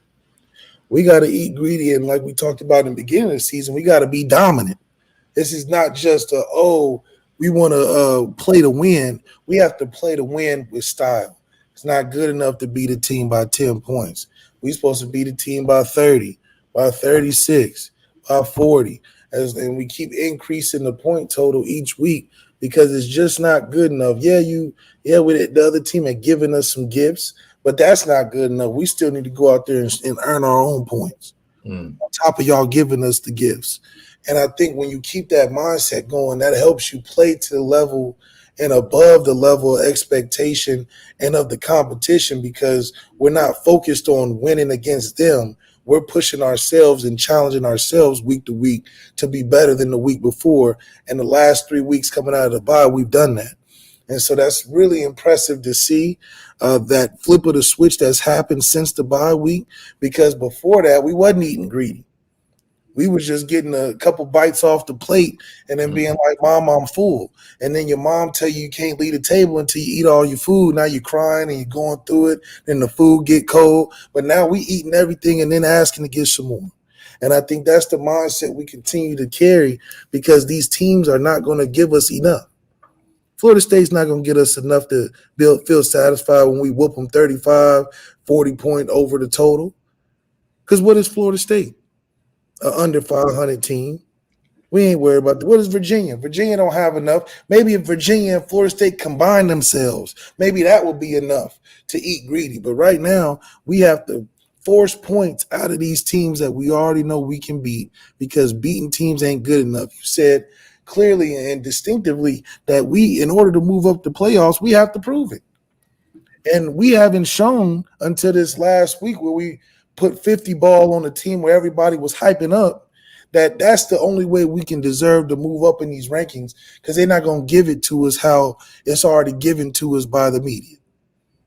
So for us, I do like the fact that Marcus Freeman has that mindset, because if you're eating greedy and you come across a team that can pose a threat, can play with you a little bit, our expectation of ourselves is just so much higher that we'll be ready for hopefully those situations. If the game does come close, we can take that extra step and make plays to win the game. By the way, some breaking NFL news: left tackle Cam Robinson of the Jaguars, your squad, just traded their left tackle to the Minnesota Vikings. So Bears fans, it gets worse. It gets worse. Minnesota gets that protection for their quarterback. So that's what smart organizations do. Instead of letting their first overall pick struggle behind a terrible deep offensive line. That's what real programs do. They go get a left tackle. They go get a viable left tackle. Nobody's worried about Sam Darnold, so it's all But good. what does that say? Like, you just gonna take Trevor's left tackle and just We in rebuild mode. It's all good. okay. Because Does Trevor know that? We should have beat the Packers. I think that was his last straw. We didn't beat the Packers. All right, we in rebuild mode because we should have beat them. Yeah. Because we about to get rid of Christian Kirk too. Is he healthy? I thought Christian Kirk was hurt. No, we about to trade. Oh, trade him. I mean, you got the young boy Thomas. You might as well. You got the young boy Thomas. I'm not mad at it. Capital, man. But yeah, the offensive stats, Marcus Freeman being greedy. You would think, well, I'll leave that alone for another show, Lucky Lefty podcast. Riley Leonard likes his weapons, Love. He likes his weapons. Yeah, Riley. In the second quarter, I want to transition a little bit to the game. In the second quarter, you guys, the defense ended up giving up a big play down, to Navy. However, you guys come back and you answer, and that was a big momentum shifter in the game. What does that more say about this offense, and what type of confidence does that build, leading down into the season? Yeah, obviously the last couple games we had started 7-0. We were down 7-0 the last couple games, and we had long drives to match that 7-7. So I think just our ability to respond and reload, like Coach Freeman talks about it all the time. That's one of his biggest things. Reload. Like something bad happens, reload. Something good happens, reload. So like no matter what happens on the last play, you can't let it affect the next. And that's just like our MO now. We live by that, and take away all distractions. All you got to do is win the interval. You got 5 seconds on average of every play. Might as well win that one. Front row all the way to your left, Mike Berardino. Jordan Faison back, I guess, healthy now. And that one series, you just kept linking up with him. What was it like to have him back? And maybe that one series, you give him an extra long look. Was that something Coach Denbrock wanted? Yeah, I think, in this offense and with this receiver crew, I really trust so many of them at this point to where, half the time do I even have to look out there and know who's out there, who's running around. I know they're going to be there, and I know they're going to be on time. So for me to target him specifically, sure, there are some times where I want to get him the ball, right? Maybe I miss a throw or he drops one, want to get him back and get our confidence back and go and let him know I trust him. But at the end of the day, like with this offense, whoever's in there, whoever's running the route, I got no problem throwing it to him. But this goes back to whoever's in that quarterback. It doesn't matter. Because we have the talent and the all-around talent to support, because that's what happens when you have a solid offensive line. So for Riley to feel comfortable, way more comfortable than he's ever felt with any other team, because apparently over at Duke he only had 1 or 2 guys, and those guys were average. Now he's in a position where he's got so much talent. He said it doesn't even matter who's out there. Because in this offense, under Denbrock, guys are going to be on their spots. Guys are going to be on time. I just got to do my job. And finally, he's speaking the right language as opposed to let me run around and make a play. I just got to do my job. Guys are going to be there. And the way the offense works, guys are going to get the football in many different spots. And he looks better because of it. So I'm glad he's trusting that Denbrock connection in that offense and the guys that have bought into it. And this is what happens. The more reps and more experience you get at it, the more comfortable you are. And Denbrock has a way of putting things together to make guys feel comfortable. And you're starting to see that connection between Riley and Denbrock flourish because Riley's trusting it. And like he said, completed or not completed, he's going to go back to him, and Denbrock's going to give him more plays to get back to him. And he's just trusting the process. Now, this is all good. But once again, having that X factor, having that go-to guy when things have to come. Are you kidding me? I'm sorry, Love. Are you kidding me? I just took a look there. This cat, Freeman, went deep again to start the game. Are you kidding me? 6 straight postseason games to start with a home run. Dodgers up 2-0. This is the biggest wasted opportunity for baseball. Can I explain real quick? Yeah. Shohei, Judge, Soto, Mookie, Dodgers, Yankees, and it's going to be a sweep. You think it's going to be a sweep? It's possible it might be over. I definitely thought they were going to get 6, 7 games out of this, and it was going to be drama, ratings, good for baseball going into the offseason. And the Dodgers are like, hold my beer. Oh, I mean, they making it look easy now. While we take care of business for you right quick. We're gonna go ahead and turn it over to college football and the NFL real fast for you. Don't worry about us. It's not going into November. There will be no November baseball. No. This is the postseason. I mean, they hitting everything coming to them. So it's like, what can you do? Crazy, man. Dude, somebody in the stands, a Yankee fan literally had a sign up saying, "Freddie, please stop." He literally had a sign that said, "Freddie, please stop." Freddie, please stop. You can't make this stuff up. Freddie killing them by himself. Yeah. I mean, killing them. And they about to get Juan Soto, they said. Mm-hmm. How's it have the money in baseball? How's that? Magic has to feel good. The dude was at the Commanders game on Sunday, saw that win. He was at game 1, saw Freddie Free walking off with a grand slam, flew to Washington, saw that. Now his Dodgers, he owns the part owner of the Dodgers. He's about to win the World Series. Magic's doing pretty good, bro. That's what LeBron's going to transition to in a couple years. It's all good. I hope he does. Because he's not winning another championship. So I hope he goes ahead and becomes that business mode. See how they playing right now? You want me to say it slower? He's not winning another champion. Hell, who's nice in the West right now? The Warriors don't look good. He has to play the teams from the East in the championship. I'm saying for him to get to a championship, they're not better than Dallas right now. You really think they're better than Dallas right now? They're 3-1 right now. They're 3-1. And isn't Dallas 3-1? Isn't Dallas 3-1? But JJ's a great coach. Isn't Dallas the team that just went to the finals? Yeah, that's all good. That's all gravy. Did the Timberwolves go anywhere? Oh, the Timberwolves struggling. The Timberwolves are literally 2-2. What are you talking about? They're not looking like how they used to. Anthony Davis had 24 in the first, and they only up 3 Wait a minute. I love you say that. You gonna say that again? Say it again. Say it again. Say it again. Because you didn't say LeBron. You didn't say LeBron. You said Lakers 3-1. The Lakers are beating them. Talk about it. Go ahead and talk about the Lakers. Why are they 3-1, Left? Go ahead and talk about why the Lakers are 3-1. Go ahead and talk about it, Left. Anthony Davis is healthy and LeBron's healthy right now. No. They lost their Who's coach. the best player? Who's the best player on the Lakers? Who's the best player on the Lakers right now? LeBron's the best player. No. We're waiting for Anthony Davis to take the crown over. Now you lying because that's not what you said. That's not what you said yesterday.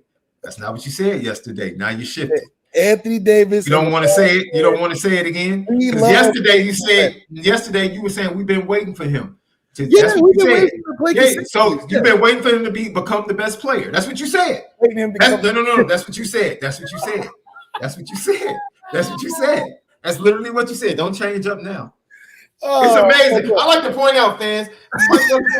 Malik literally had Alabama in the playoff bracket, but they're losing 5 games. You guys remember that, right?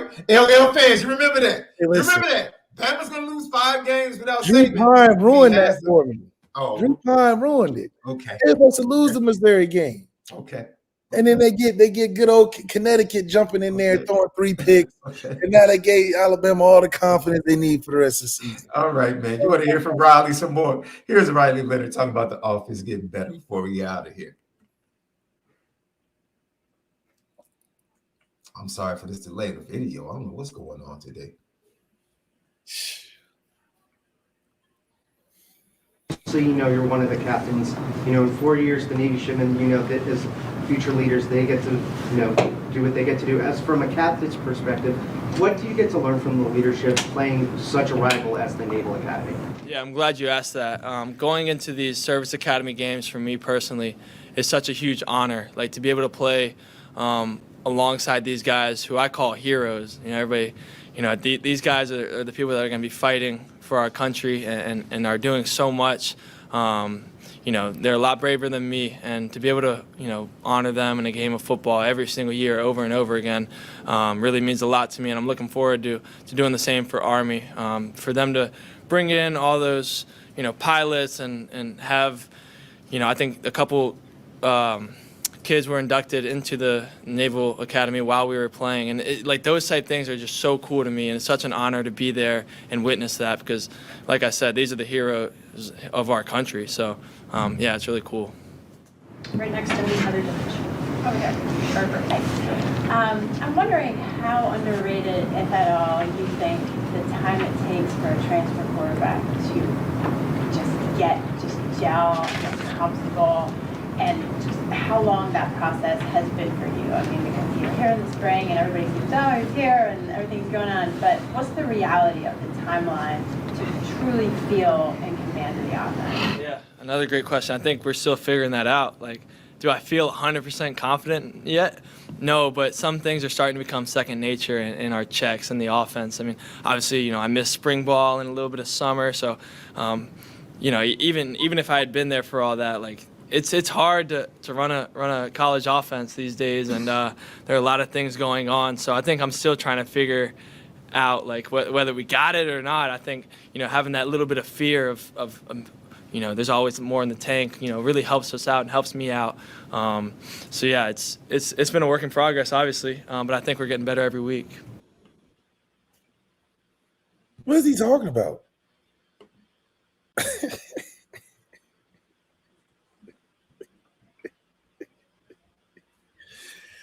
Yeah, he's just too nice to be in this position. I don't know. He's just a super, super nice kid, man. Like Ed 3 says, he just wish him the best though. He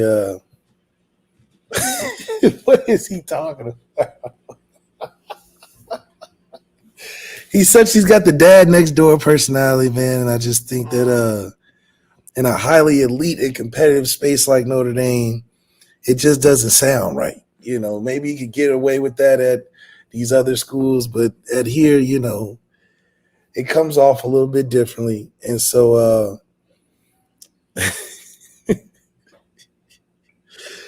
I hope he figures it out. Maybe he's just trying to give us a little runaround, but you're too honest about how these things are for you. And so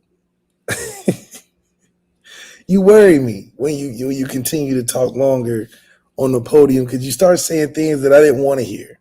I don't want to hear that this is a tougher challenge for you. You still trying to wonder if it's going to go right, and this college offenses are hard to run. And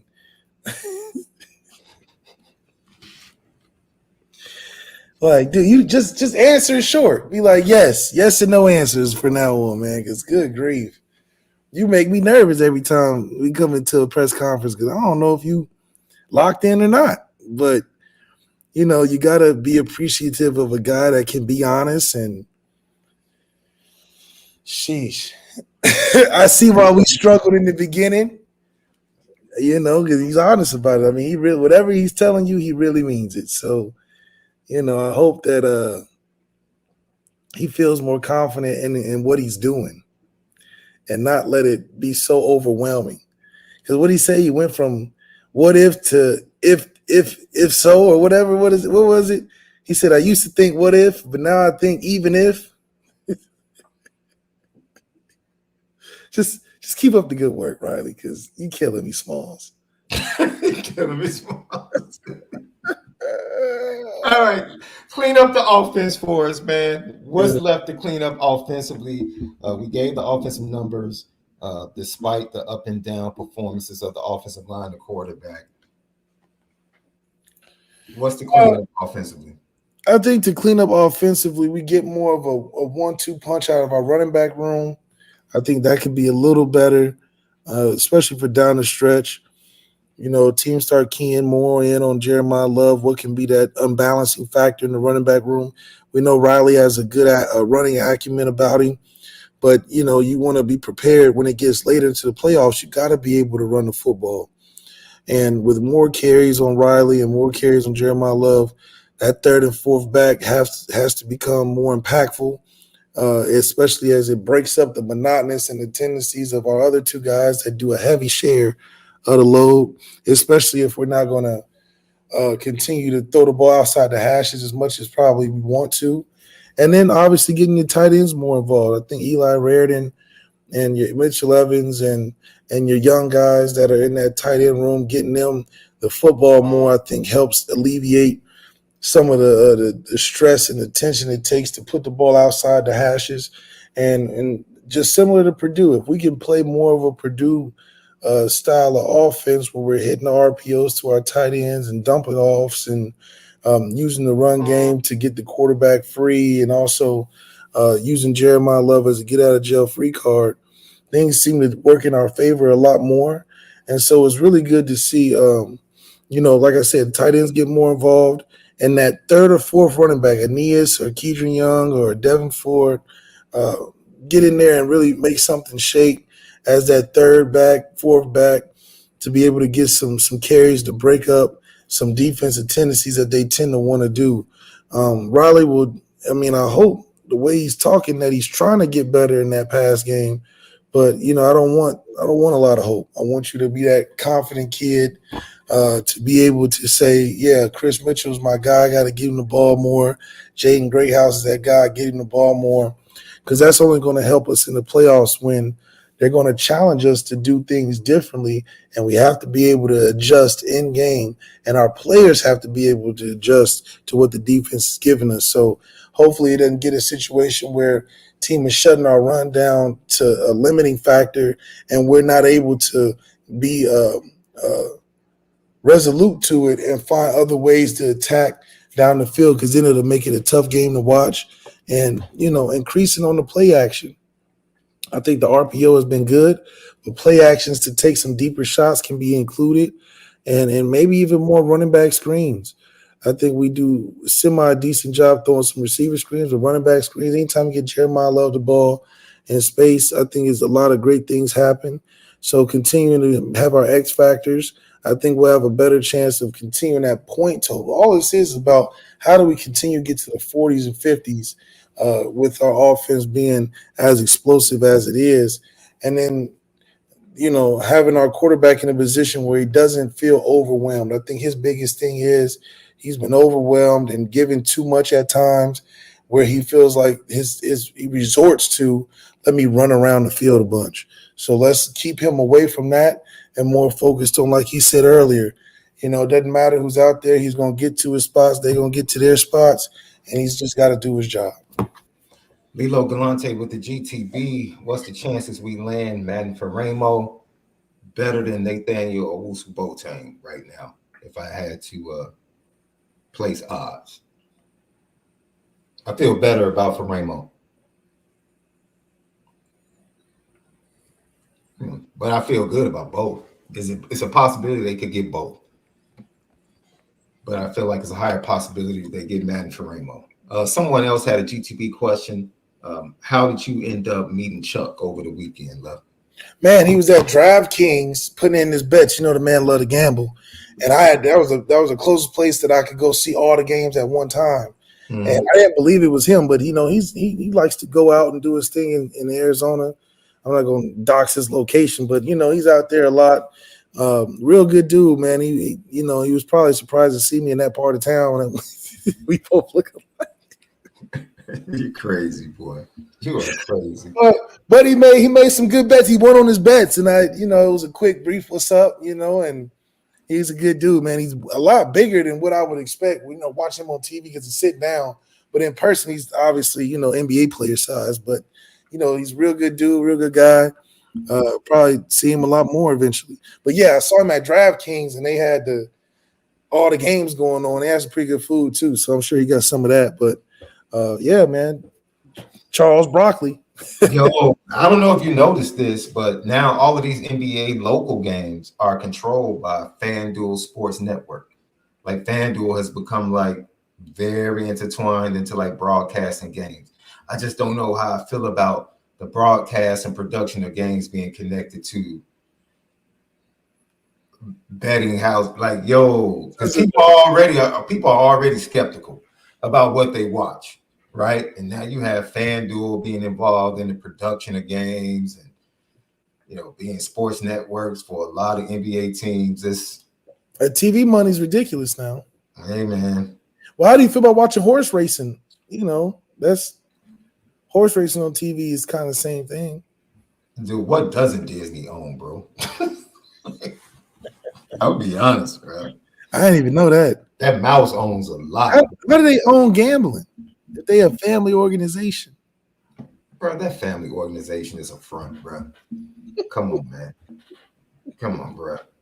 Like they keep up the appearances. They keep up good appearances, but come on, man. Is that why they didn't fire Shannon Sharp, man? Because that family thing's a front. Hey, man. Shannon's running buck wild with these pills, bro. Oh my goodness. Yeah, that's his advertising. It's crazy. How is that your advertisement? You on family-owned network. Man, shout out, man. My wife. Shout out to my wife, man. Love my wife. She always tells me, I know what you like. I know what you like. So she is the one that really puts me up on a lot of these shows. I never knew the second season of Lioness just started. I never knew about Lioness, dude. That's the one on Paramount, right? Yeah, it was Zoe Saldana. She's like this high-ranking officer. You saw that? It's pretty much the continuance of Colombiana. It's the same thing. Oh, okay. It's the same character. She just grew up, got married, had some kids, and is out there killing people. It's the same. I promise you, they just took Colombiana and turned it into a series. Oh, it's that Queen Latifah Equalizer again. Nicole Kidman's on there. It's a pretty stellar staff. Morgan Freeman, the bald head Morgan Freeman. My man is on that straight bald. That's like bald head. Denzel been bald in these last couple movies now. Oh, I can't wait to see him in Gladiator. Gladiator November 22nd. I'm gonna go see it. Woo, that's gonna be a good holiday viewing for your boy. Yes, sir. You excited? You getting up for the Florida State game? I know you were thinking about it. Florida State ain't been good to watch for a minute, man. Unless we're talking about basketball or girls softball or girls soccer, one of them two. Other than that, man, we are not interested in watching anything Florida State. Especially, hell, when we play them, I'm not going to be interested. That's going to be a boring game to watch because their quarterback plays trash. Mike Norvell can't handle that team down there, man, and he knows it. So, it's just another opportunity for us to put some points on the board early and then get ready for this playoff run, man. I think it's going to be one to remember, and it's the first one. So if we can get the first one, we can talk a lot of stuff for a long time. Yeah, the Penguin is a good show. I have been keeping up with the Penguin. I anticipated that Penguin would be good, though. Oh, it's hard to mess up anything connected to Batman, bro. It just is. It's really, if you are a terrible director, you can mess up a Batman. What did you think of that last Batman? You can literally do a series on every Batman villain, and it will pop. Every Batman villain will pop. Not that last Joker. That's that last Joker movie. No, not the last Joker. But I'm saying, like, the first one, was great. Almost too good because they ruined the second one. You could do a Riddler series. It will pop because you have to do the background of how they came to be. Yep. You do the Riddler, Two-Face. Heck, they've done Catwoman shows. Catwoman shows been solid. Yep. Yeah, like, dude, it's hard to mess up. Actually, Batman might be one of the best hero spinoffs. Villain spinoffs. Yes. Because I don't know if you could do a villain spinoff of Superman. It's not enough. Maybe Spider-Man. Spider-Man Venom series was good. Venom was good until they ended that series so abruptly. You could do the Green Goblin. If you did a Green Goblin, that could be dope. But it would be hard to have a Green Goblin without putting Spider-Man in it because Green Goblin. No. You could do them growing up as shorties, though. High school, his dad, background. That could be dope. It could be dope. And with his army background, you could probably connect it to Tony Stark's in some way, form, or fashion. Yeah, it's just Tony Stark. He's a eventually Spider-Man ended up being a protege of Tony Stark. You could probably You can do something with that if they wanted. Yeah. I like the That would original be Green dope. Goblin they had in the movie. I thought that was a perfect fit for that role. Yeah, I agree. You know, he was a real good fit. He for fit it. His face naturally was just. Yeah, he had the jawline. I think it's a jawline. Mhm. His jawline looked just like it. I mean, it was great. I'm trying to think. Anybody else?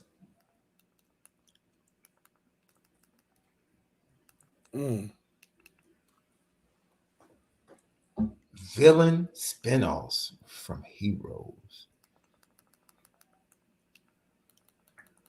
Because we have to dig deep. We have to dig deep. If we go Avengers villains, we would have to go deep into the comic books. Yeah. But off top, yeah, Batman, Spider-Man. Pretty good. Pretty good. Great show. Great chat today. You guys are fantastic, man. Right. Yeah, everybody with your comments, the way you responded to our brackets, the trolls, everybody. We love you guys. We love you guys. And continue to follow us. Go to Patreon. You need to go to Patreon and become a patron, man. I'm telling you. The guys will be recording tomorrow. Reggie Brooks, Sharon Jones, Oscar McBride, Left, Derek Curry, Cam McDaniel. Like, dude, we've had plenty of guys. We've been trying, man. Hopefully our guy, Dev, DB, we can get DB on. Yeah, you gotta get him out them electric forests, man. He out there in the middle of nowhere. I'm like 6 in the morning. That man going hard, man. Good grief, Dev. I mean, he be out there. Yo, have you seen this Bleacher Report series, the NFC North Woods? I haven't. I have to send you the link. It's funny, dude. So basically, like the NFC North is the toughest division, and with Halloween, like all the teams and quarterbacks trying to walk through the woods. And they got one episode where like the entire Lions defense takes a chainsaw to Dak. It's hilarious, bro. Good grief. I'm like, yo, they definitely taking a chainsaw to them Cowboys, though. Good grief. I'll send you the link. I think I'll repost it. I'll repost it on my Twitter feed so everybody can see. For Left, SD2 mics. Get on the audio edibles over at CFB Nation, Spotify, Apple Podcasts. Hit that for us. Follow, download.